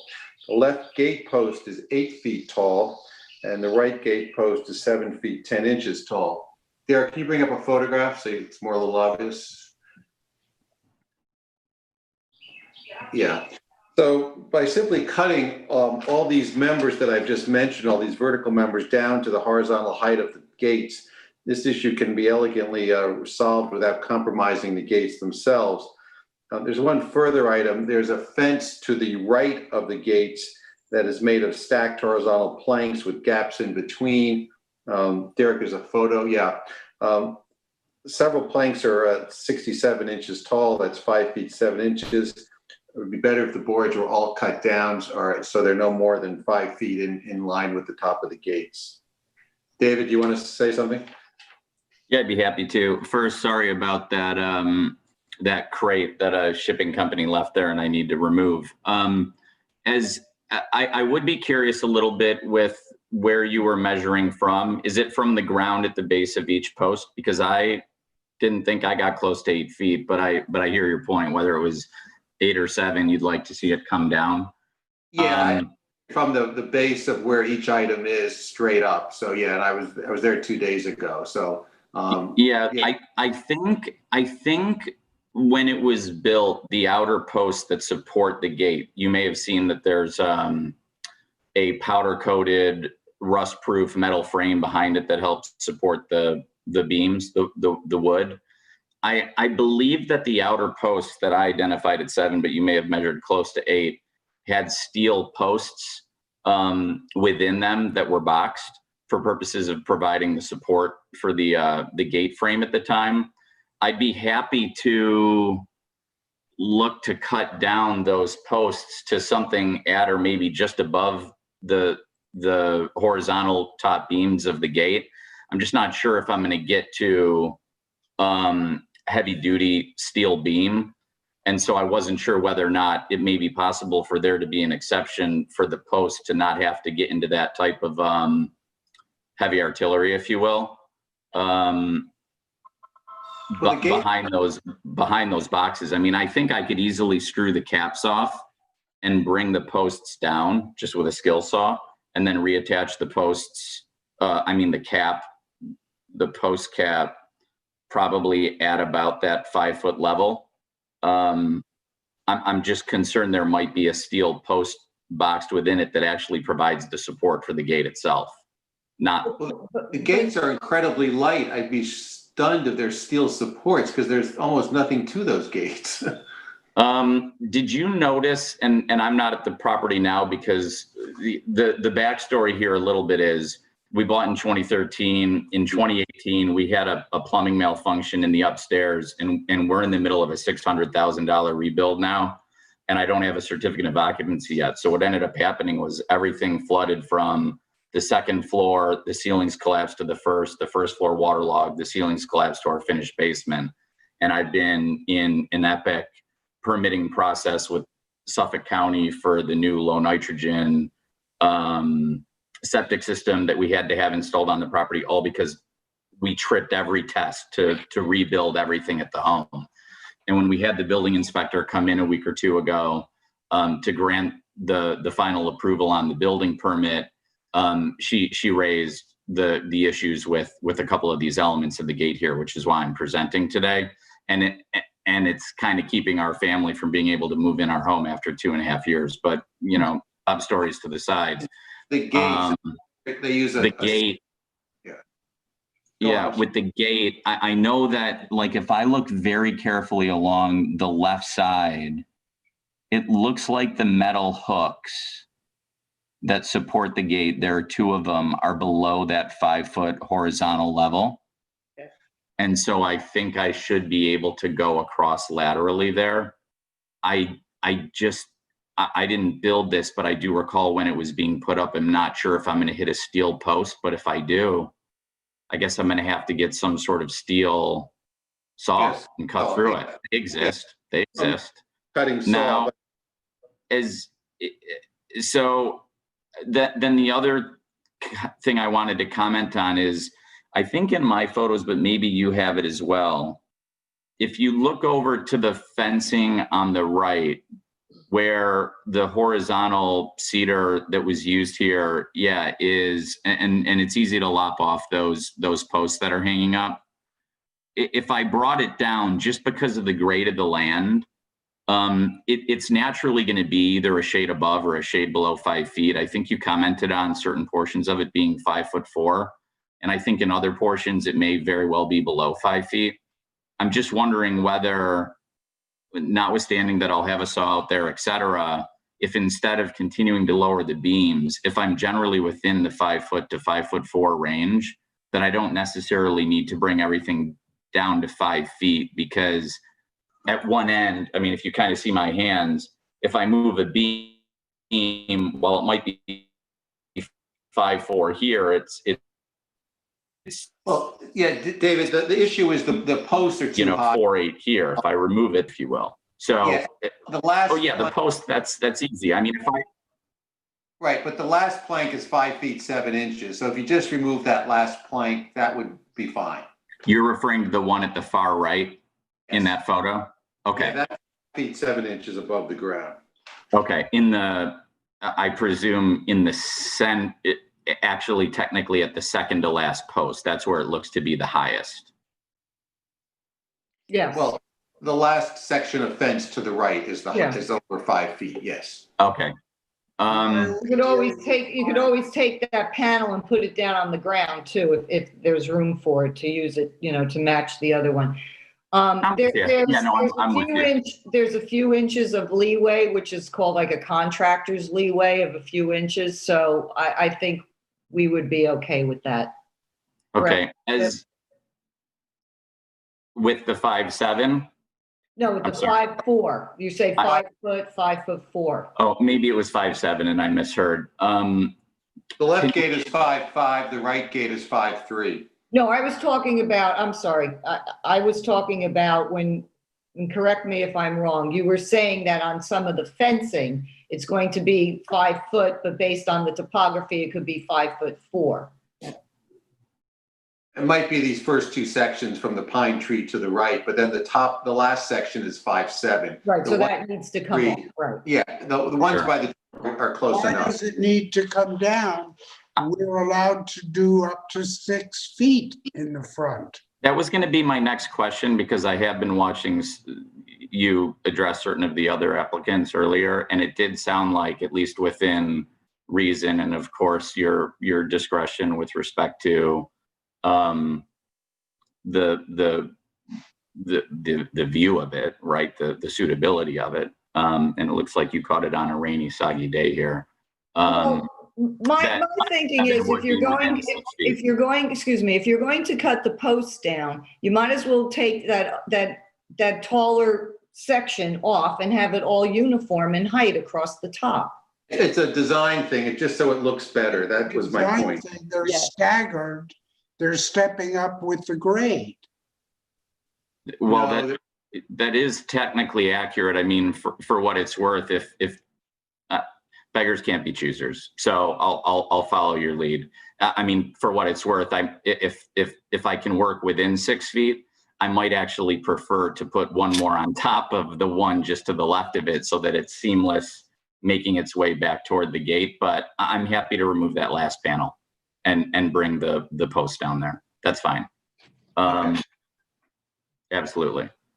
I suppose the one wrinkle I do have in all of this, understanding kind of the balance between your architectural review board approvals and dovetailing it with the building permit final inspection, which may not actually be final, which is scheduled, I think, for November 2nd or 3rd, is I can go out there tomorrow/Saturday and knock this all out. I'm pretty confident of that. I'm handy. And yet I don't know how I might be able to establish that and satisfy you before November 2nd or 3rd, because your next meeting is going to be the second Thursday in November.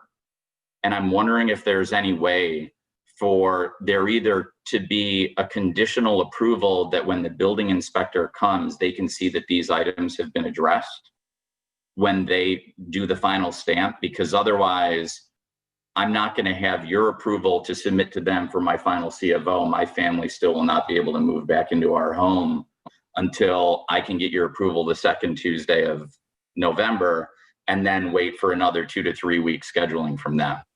Well, what we have done in the past is we have approved the application as submitted or presented based on, you know, the findings with the board today. And therefore, when then you could go ahead, and Derek, you're going to have to correct me if I'm wrong here, and then you can go ahead and do the work, right? And then you would submit an application for the ARB to come out and inspect before our next meeting, and we couldn't do it sooner, and then we could put it up for a C of O on the November 12th meeting. But that doesn't help him.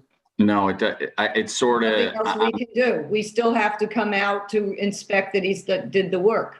Yeah. I definitely appreciate that. That's why I was raising the complexity. And maybe the answer is I'm just stuck. But is it the case that with my home being impeccable and livable and fire alarms and every other safety precaution in the pool enclosed properly, et cetera, that I'm just kind of caught in this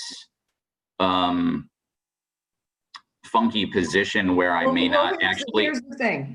I just can't get in the house without a C of O. All right, David, here's the thing. When they come, we could proceed as I suggested. If you go ahead and do the work to cut all the posts down and make sure that everything's within, you know, the 5 foot or range, when they come in to do the building inspection, you're not, you know, you're not above 6 feet. You could tell them that you came before the ARB board. We approved the work that you're going to do. It's just that we can't get out and do the C of O for them and approve it until the following meeting, which is the 12th, which is 3 days. I'm sure that they'll be okay with that. I can't guarantee it, but I would imagine they would be okay with that. David McMaster, do you have anything that you want to add to that? No, Chair, that I agree with what you said. Okay. Chip, are you in agreement? I appreciate it. Going to run out there next week. If David, if you take the stuff down this coming weekend, and just confirm that you've done what we've asked, I'm happy to do that. Right, but he still has to put in an application for the certificate of occupancy for us to do the inspection. Right. Yeah. Okay.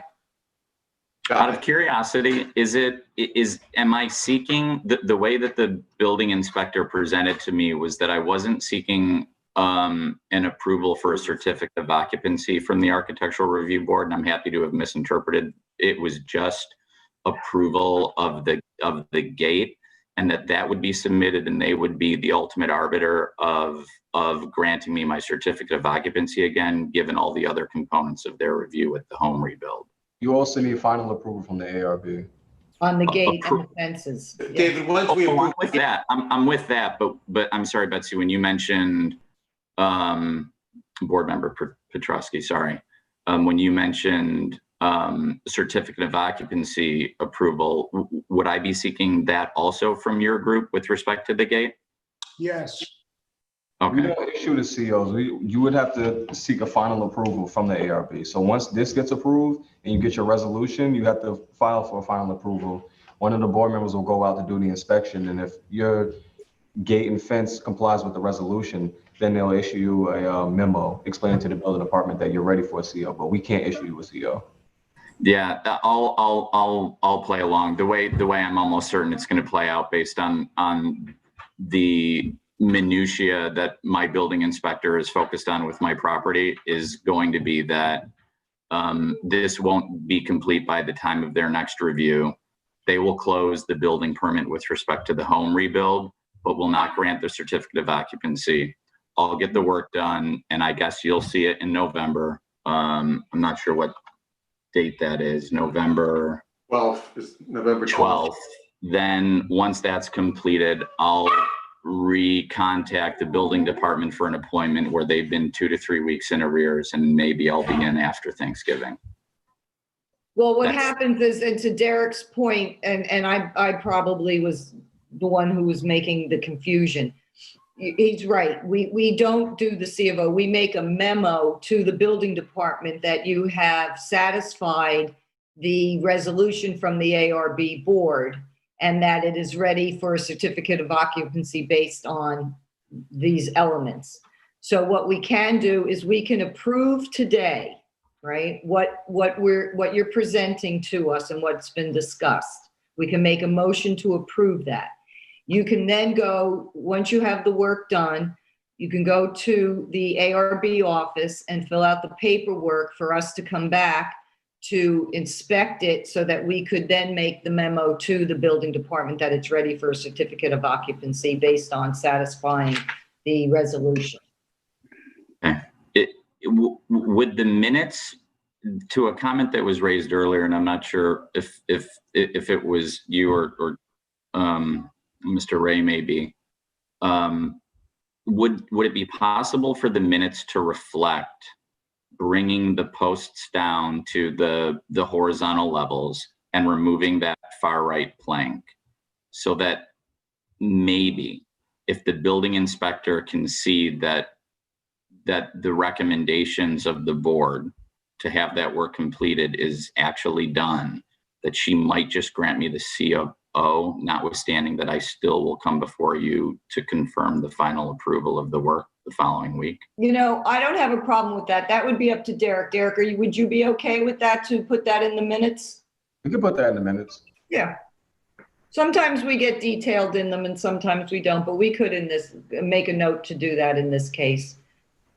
That would be great. It gives me a chance. I like a chance. You have to confirm with the building department that they're okay with that. Because I mean, well, I'll head out on. Yeah, I appreciate that, Derek. I think it's November 2nd that they're heading out for their inspection. Notwithstanding that my contractor invited me to not be there for the last tour of the property, I will definitely be there this time and be able to talk about our discussion and show it and see if there's any element of. All right. Just keep in touch with Derek about when the minutes are finalized. I understand. No, that's appreciated. This'll well, there will also be a resolution. Yeah. Which will indicate the work. But the resolution probably won't go through where he's going to have it by that time. The minutes don't get finalized until the next meeting, though. Right. Or the resolution. That's fine. That's fine because no, it's not, because that's the 12th. Yeah. So Derek, the minutes, when we approve them at the beginning of next meeting, that's when they become public, correct? Yes. Yeah. I mean, ultimately, you might just have to contact the building department and see if they can. I'm not sure if they can accommodate you, but you could always ask. Yeah, the way they raised this is that their expectation was that I needed to be at 4 feet or less, which I think is technically accurate to not require any form of approval. Mm-hmm. And the gate in particular really wouldn't work at that level. So I think I kind of just need to keep moving through this process together. I'm gonna probably contact them and maybe see if I can just have that next tour of my property. Oh, you know what? The reason they wanted to get in then is because I'm in a 30-day grace period from when the actual building permit itself expired, Mm-hmm. and they want to get in to close that permit. I'll just do a do-si-do. It's a bummer. I'll do a do-si-do.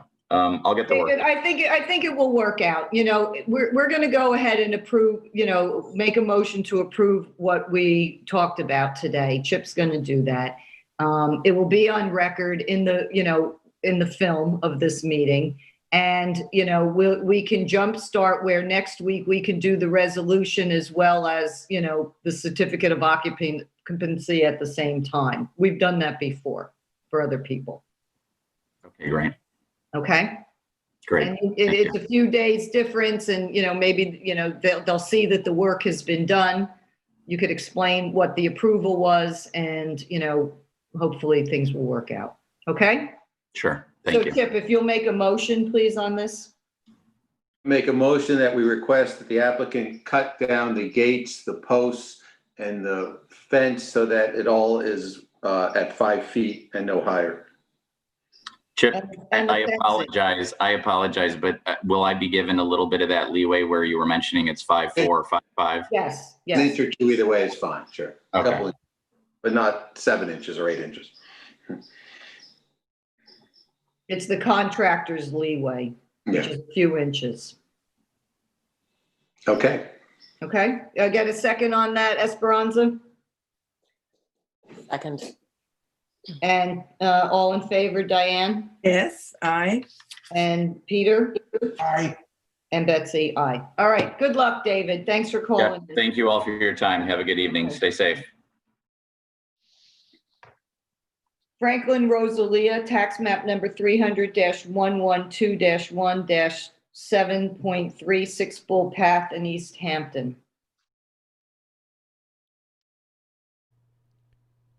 Do we have anybody on the line? Chair, Michael? yes, we do have a caller. I can unmute right now and see if they pertain to this. Thank you. Yeah, hi, this is Franklin Rosalia, the son of Franklin Rosalia. Okay, hi Franklin. Thank you for calling in. How are you? So let me just read into the application, into the record. This is for a gate deer fence for privacy and deer. And it says the deer fence is plastic with PVL posts. It's a wood gate. And white paint on the post. The height is 7'3". So Derek, if you can put up the photograph that Franklin submitted with his gate where it shows the heights first.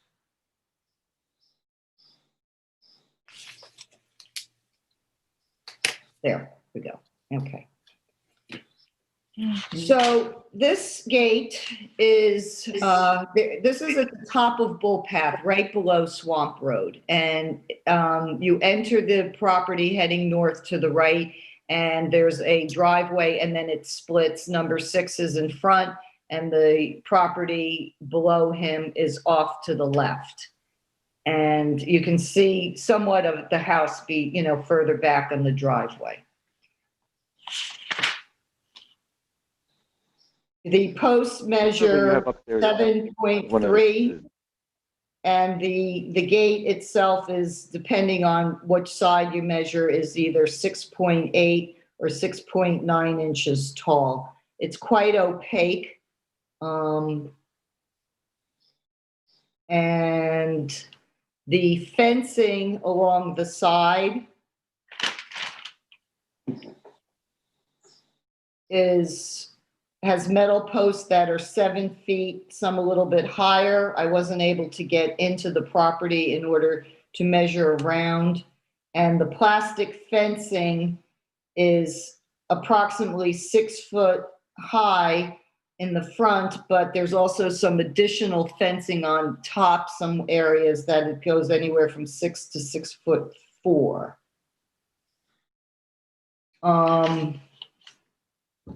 If we can go to the survey and take a look at where all this fencing is, Derek.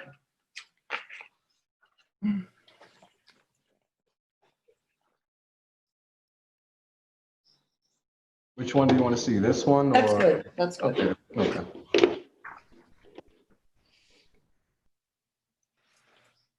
So you see up on the top right where it says common driveway. So when you come into the common driveway, you've then sort of turned towards the gate there before the scenic easement.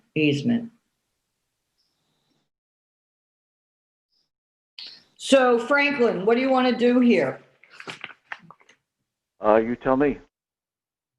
Well, we can't basically approve anything over 6 feet on The survey you have up. The survey you have up is not the latest survey. That's not totally accurate. I sent in a real the actual survey. All right, so was let's just look done. at the other survey, please. Derek, thank you. Here it comes. There you go. That's better. Okay. So you see where the gate is when you come in. And the fencing says that it's 6-foot mesh fencing, and I guess that goes all the way around. Is it higher than 6 foot in the back? No, it's No, 6 foot. feet. No, well, I know what it says, but I wasn't able to go back and measure it. But the posts are over 7 feet, Just in the front. just in the front. How tall is the gate? The gate the posts are approximately 7'3", 7'4", and the gate itself is about 6'8", 6'9". But it says the plastic deer fencing is 6 foot tall. The posts are 7.5 inches as needed, 7.6 is needed. So the posts are over 7 feet. What I would recommend is all those posts be cut down to match the mesh fencing. I'm disappointed that you chose to use a plastic deer fencing because you probably didn't know this, but it's more dangerous to wildlife than the metal fencing. Yeah, I didn't know that. If they get caught in it, it's hard for them to get out of it because it kind of gives and they can get wrapped in it. The gate is too high and too solid for what we're looking for here. So are the posts themselves, are those wooden posts? Those can be cut down? There's a steel column inside. I could cut it though.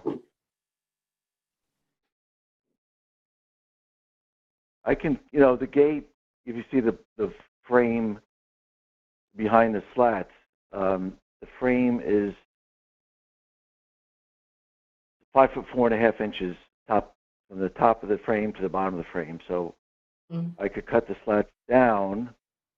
I think it would look nicer to have a little bit of slat extend past the frame on the top and the bottom. But I could do that and then lower the gate too. Is it a manual gate or an electric gate? Electric gate. Mm-hmm. Peter, what's your thoughts on this? I mean, I think the gate and the posts need to be cut down to 6 feet. As far as the density of it, I mean, from this photograph, right, you can look through it on it, and it's not right up against Bull Path, right? It's kind of at an angle, and it seems to be set back far enough. It's just very tall. But also too, in person when you drive up, it seems more opaque than it appears here. Mm-hmm. But if anybody, on the board does anybody have any other comments or questions on this? Or would you look to remove slats? Is that what you're thinking? Well, they're very thin. I would, personally, I would think too, from a standpoint, even if it was like every couple slats, something just to open it up a little bit. But if Peter and the rest of the board thinks that the opacity is not an issue. I don't believe it is. Yeah, I'm fine. I think if it's cut down to 6 feet, it's fine. As long as the gate and the posts are cut down to 6 feet and the posts along the fence are also down to 6 feet, all right, I think it would be okay. Right. Okay, Franklin, are you good with that? If we cut the top of the gate area down to your frame and make it level with the posts, and then cut anything that's over 6 foot high on the metal posts to 6? That's fine. Or if I opted to lower the frame and cut the those balusters on the top and the bottom. Is that okay also? As long as it's Can below I say 6 that foot? again? I think that's better. I think it would look nicer, yeah, but, Can you I'm repeat just saying that, please? cut the slats on the top and the bottom, get it to 6 foot, and I'll have to move the gate lower, just as an option if I want to do it that way instead of what you just proposed. Yes, I agree. If we could cut let's call them bars, the vertical bars on the top and the bottom, and reduce that down to, if you can get it below 6 feet, that would be great. And then cut the posts to match the height of the gate. Okay, that's fine. And cut the metal post to the deer fence also. Yes. Yeah. Is it possible, do you know what the height would be on the gate if we when you cut the top and the bottom off?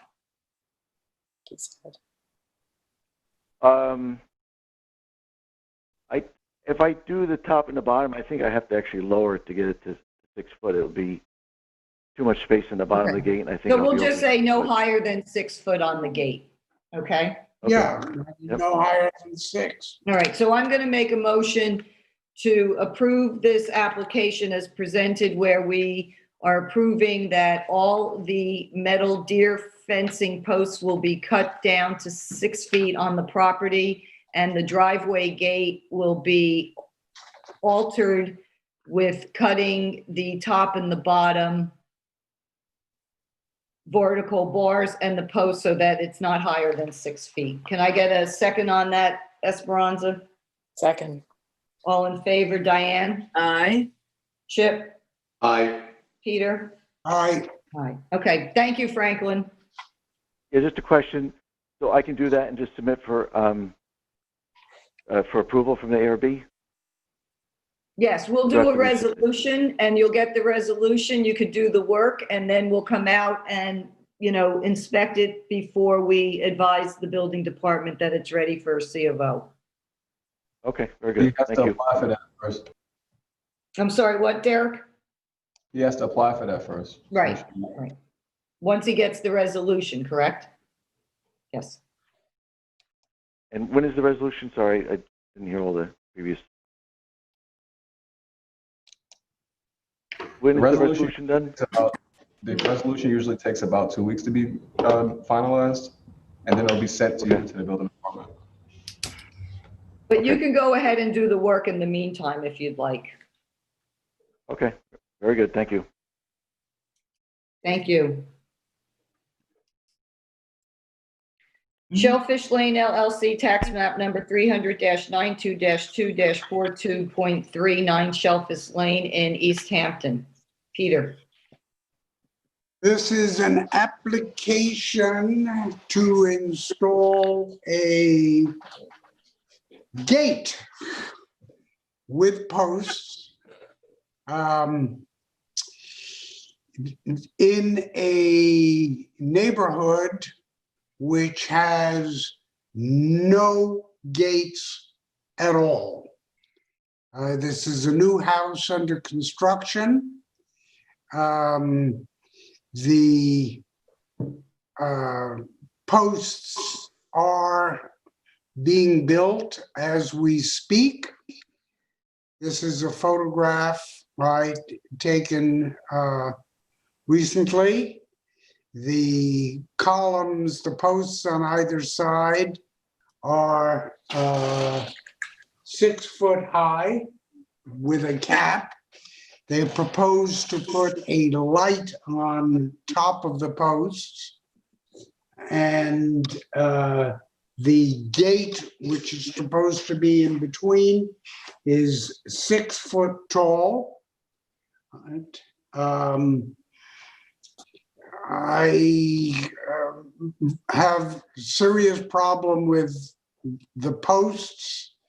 They have also started to build fencing around the property. I'm assuming that this is deer fencing, which they have not put in an application for. This is not listed in their application. I have problems with the fence. I have problems with the gate. I don't know why it's needed because there's nothing in any of the other properties right around this. So I don't know where to go with it. What does the board think? Chair, Well, there is a caller on the line. they're- There is a caller on the line if you'd like. Sure. I'll unmute that caller right now.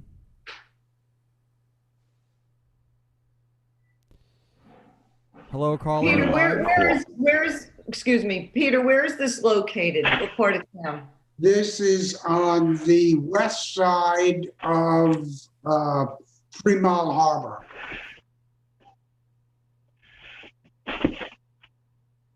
What section, what area? Relatively close to the southern end of it. It's not Northwest Woods. It's not that far up.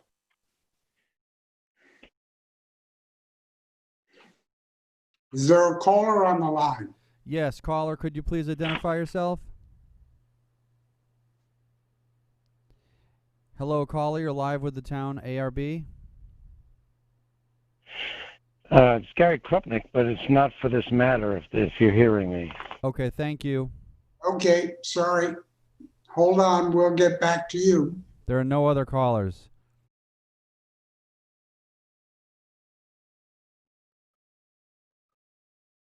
Well, I guess we table it.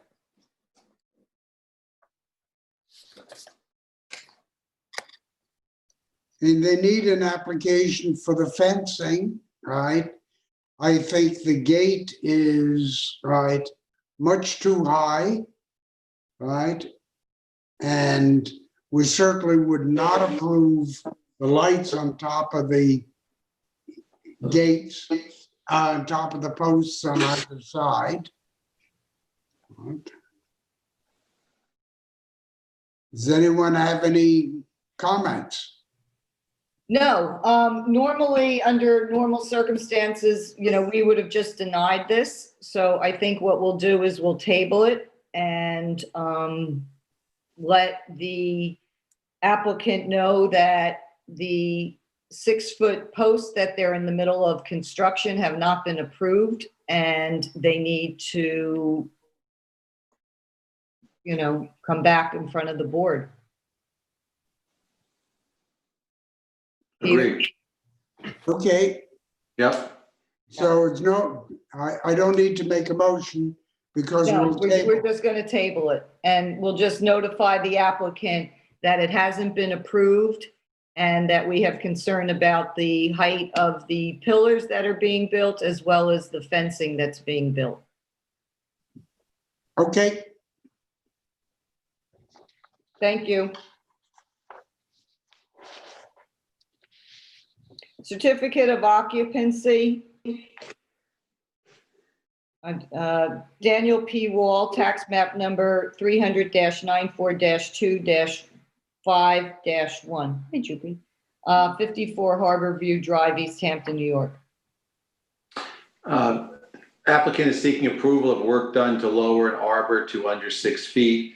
This is the property almost on the corner of 3 Mile Harbor Road and Harbor View Drive, very close to the marinas. The applicant was also approved to replace a wire fence along the road to 6 feet high. They have chosen not to replace that fence and the existing 4-foot fence is staying in place. The arbor is at 6 feet now and complies with our request. Any comments from the board? No. No. Yeah. Okay, so I recommend staff inform the building department that this property is ready for a C of O. Do I get a second on that, Esperanza? Second. All in favor, Diane? Yes. And Peter? Okay. And Betsy? Approved. Okay, HTO East Hampton Distributor, I guess, LLC, tax map number 300-191-2-9, 86 Industrial Road in Wainscott, New York. Diane. Yes, this is the construction of a 43,757 square foot warehouse building. It's a pods building for containing and distributing them. Now, all I was given was some complicated looking plans about grading and drainage and layout, but no elevations. So I had nothing basically to compare this to. What I could read, it looks to me like they've executed a very slick and well thought through building. But since I have nothing to compare it to, I mean, the lighting is very discreet. You can see these little light fixtures. I think if you look beyond that, that tier that's in the middle of the building, everything is very quiet and discreet and looks very proper. So without having anything to compare it to, I would say that this is ready for a C of O, but I need to ask Peter and Betsy and you all what you think. Well, you'll have to excuse me. Can you just tell me what you had in your packet? You did not have any elevations? No elevations. I have a lot of, I have plans for clearing, for layout, for grading, for utility coordination, landscape and lighting, which I could read, erosion and sediment control. I mean, it looks to me like everything has been extremely well tended, but because there were no elevations and you can compare it to, like for instance, I don't know if it's supposed to look this way, although it looks very tidy. I did request the elevations from the scanning company that took our old files, but they don't have anything on file for this particular application. So I couldn't, there was nothing else for me to put in the packets. Well, was there anything from the original applicant like that we could have obtained? The building plans, the architectural plans? Yeah, the building department must have something. Everything that was in the file is not there apparently. At the building department? No, not the building department, our files. Well, I think they need to submit plans. Yes. Derek, it hasn't been occupied yet. Everything is brand new and very precise looking. So if there were something to compare it to, I would say it's a very large building, is it? It's huge. It's 44,000 square feet. Yeah, it's probably one of the largest buildings in East Hampton. But it's sort of tucked away, it's on the other side of Industrial Road, not the LTV side, the other side, and quite near there. And they've even landscaped. I mean, it looks very. Hold on. I'm going to excuse myself. I want to go get my files from 2018. I'll be right back. Okay, good. So Diane, they keep pod containers in this building? Well, all the signage on the outside on the containers that are around say pods, yes, and what it is referred to here as a storage container distribution center. There was no sign of human life. There was no activity. There was no vehicles. There were no trucks. There was nothing. I have seen trucks there though. So you have, well, I mean, this day I was there. There was no one or. It's probably just a storage warehouse. Correct, for yeah. the pods. For the pods, yeah. Which is a popular business. Yeah. Yep. I mean, it looked quite okay. It looks there. You can go back. It has this little spiffy red awning and one. Yeah, I have to say that it looks done. Just that we're not sure what it was supposed to be. I'm not sure what it's supposed to be either, but it looks like, I mean, the stones that they've used are the expensive kind. Probably the office. It does look much larger in your photographs, I feel, than if you're passing by it on the road. It's large, it's massive, but it kind of, since it's dark mostly, it kind of recedes. All right, I'll tell you what I have. This was when this came before the board back in June 28th, 2018. Right. It was still in planning review. It was a storage building on Industrial Road, new construction, red awning, which we can see. Mm-hmm. No signs on the building. It's a 2.5 acre property, and this is a 43,000 square foot building. Mm-hmm. Chair, if Backs I up may, to we the still have that airport. caller on hold that was for a future hearing. Do you want to see if this is pertaining to this? Sure, that would be great. We're unmuting right now. Hi, Gary Krupnik for Pods. I've been trying to get your attention. Hi. Oh, great. Hi, Gary. Gary. How are you? Good. Can you can just speak spell, to it. excuse me, wait, Gary, can you just spell your name in for the record, please? Krupnik, and I am the owner developer of it. Okay. So I can speak to it completely. Great, thank you. Can you tell us why we wouldn't have any elevations in our files? Was anything submitted recently as the plan? There are multiple sets of complete plans that have been submitted and the town has. We've through Eric Chance's on the planning and review side and the public hearing side, and through the building department, obviously, for the code reviews, and through the architectural review boards for what you just described, which is exactly what's built there as per plan. Okay, let me ask, excuse me for 1 second, Gary. Diane, do you have a resolution in your packet, your file for this? I do have a resolution. It's very, very simple. It says construction of a 43,757 square foot warehouse building for storage container distribution.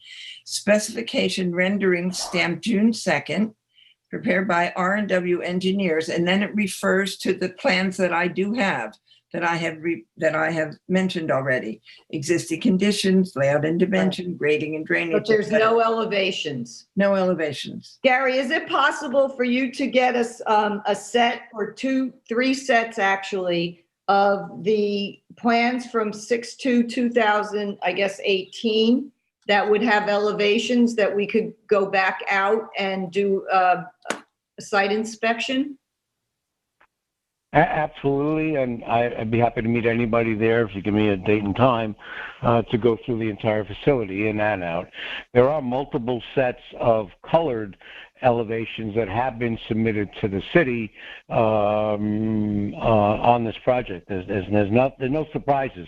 Nothing was changed. As was approved. No, we're not suggesting that there has been. We just want to make sure, for our records before we advise the building department that we have to review it and compare to the plans that were approved based on what has been built. I mean, it looks like a very lovely building. So if we could just get, nail down the specifics, I'm sure Diane would be more than happy to meet you out there once you submit the plans, and we could do it before our next meeting, which is November 12th.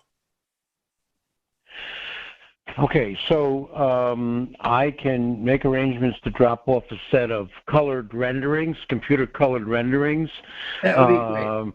That are pretty close to out there. Just tell me who to drop them off at and to whose attention, so it doesn't get lost in the quagmire over there.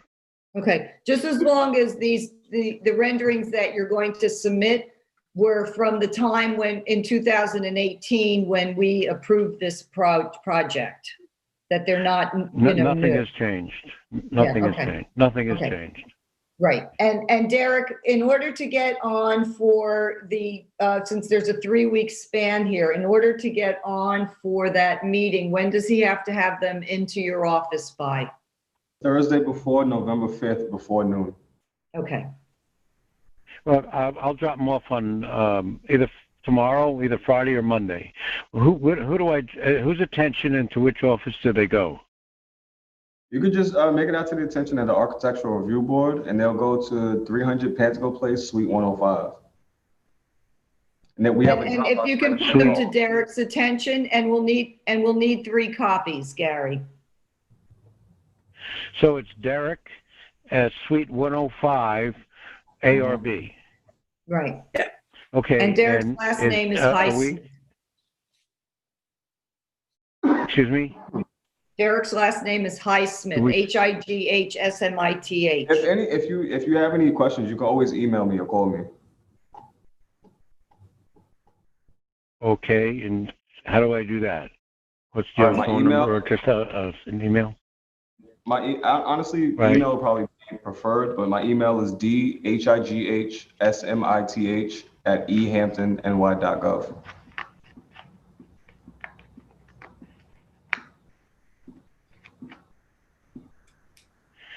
I'm sorry, dhighsmith at ehamptonny.gov. ehampton. Yeah, just ehamptonny.gov. Right. Okay. .gov. All right. So that'll be. Can I get in to that office, or is it a box outside the door these days? We have a box outside of our office. We are allowing people to come in, but only with an appointment. But if you need anything, if you need any specific information, or if you just want to talk, you can always contact me ahead of time, and then we can set something up. No. I wanted to. I'll drop off 3 sets of colored renderings, just exactly the way the building looked. So it's not. There are no surprises. The colors that were used were the colors that were approved. None of the configurations were changed, and the operation's been up and running now for probably 5 months, 6 months. So, Okay, so let me just ask you this also, Gary. Gary, Sure. because you're going through the motions to drop off these color renderings, I would like for you also to enclose, if possible, the original copies of the original elevations, the plans. Well, that's what they would be. That's what they would be. They're computer color renderings. The computer generated renderings of the elevations. That's what they are. All right, excellent, great, excellent. Okay, great. All right, thank you so much, So Gary. Appreciate it. And sorry for right. sorry Is for there the anything hold else? up. Nope, that's it. Okay, Eric had put out a letter. Do you have a copy of that letter? Eric who? Shantz? Eric Shantz. It would probably be back at the office if I do have it. Okay, so there were several items on there. The first 2 were long ago complied with, and there's a letter, should be a letter in the file. I confirmed it with Jim Brundage, the airport manager. The last one had to do with the ALPA, airport layout plan, and the 2 items. One, Jim Brundage has confirmed receipt of compliance letter from the FAA. He's got that, probably sent it to somebody at the city. I do not. And he's also confirmed that on the other items and that's in writing as well, that we've confirmed that he's has no issue with them. Okay, no, that's fine. We just need to compare, what the plans are to what was built. No problem. Happy to do it. Okay. All right, great. All right, Thanks, Gary. Thanks for calling in. Thank you, Derek. Thank you. Good evening. Okay, all right. Thanks, Diane. All right, SRB Holding LLC, which is tax map number 300-159-1-0.28, 8 Fieldview Lane in East Hampton. This was in front of the board this spring. It was a home on 8 Fieldview Lane that faces an ag overlay in the back, and they wanted to change 2 of the windows, one in the front of the house. It was an elongated window to a more standard sized window, and then around the corner that they wanted to create a smaller window than what was there. Both of these windows do not face the ag overlay. I visited the property, and both of the windows are in place and comply with what was approved. So I'd like to approve this and notify the building department that this is ready for a certificate of occupancy. Can I get a second on that, Diane? Yes, second. All in favor, Chip? Aye. Esperanza? Aye. And Peter? Aye. Okay, I'd like to make a motion to close the meeting of October 22nd, 2020. Thank you, board, very much, and thank you, Michael at LTV, and David McAllister and Nancy Linfield. Good night, everyone. Could I get a Good night, second on the everybody. closing? All in favor? Aye. Aye. Great. Good night, everyone. Thank you.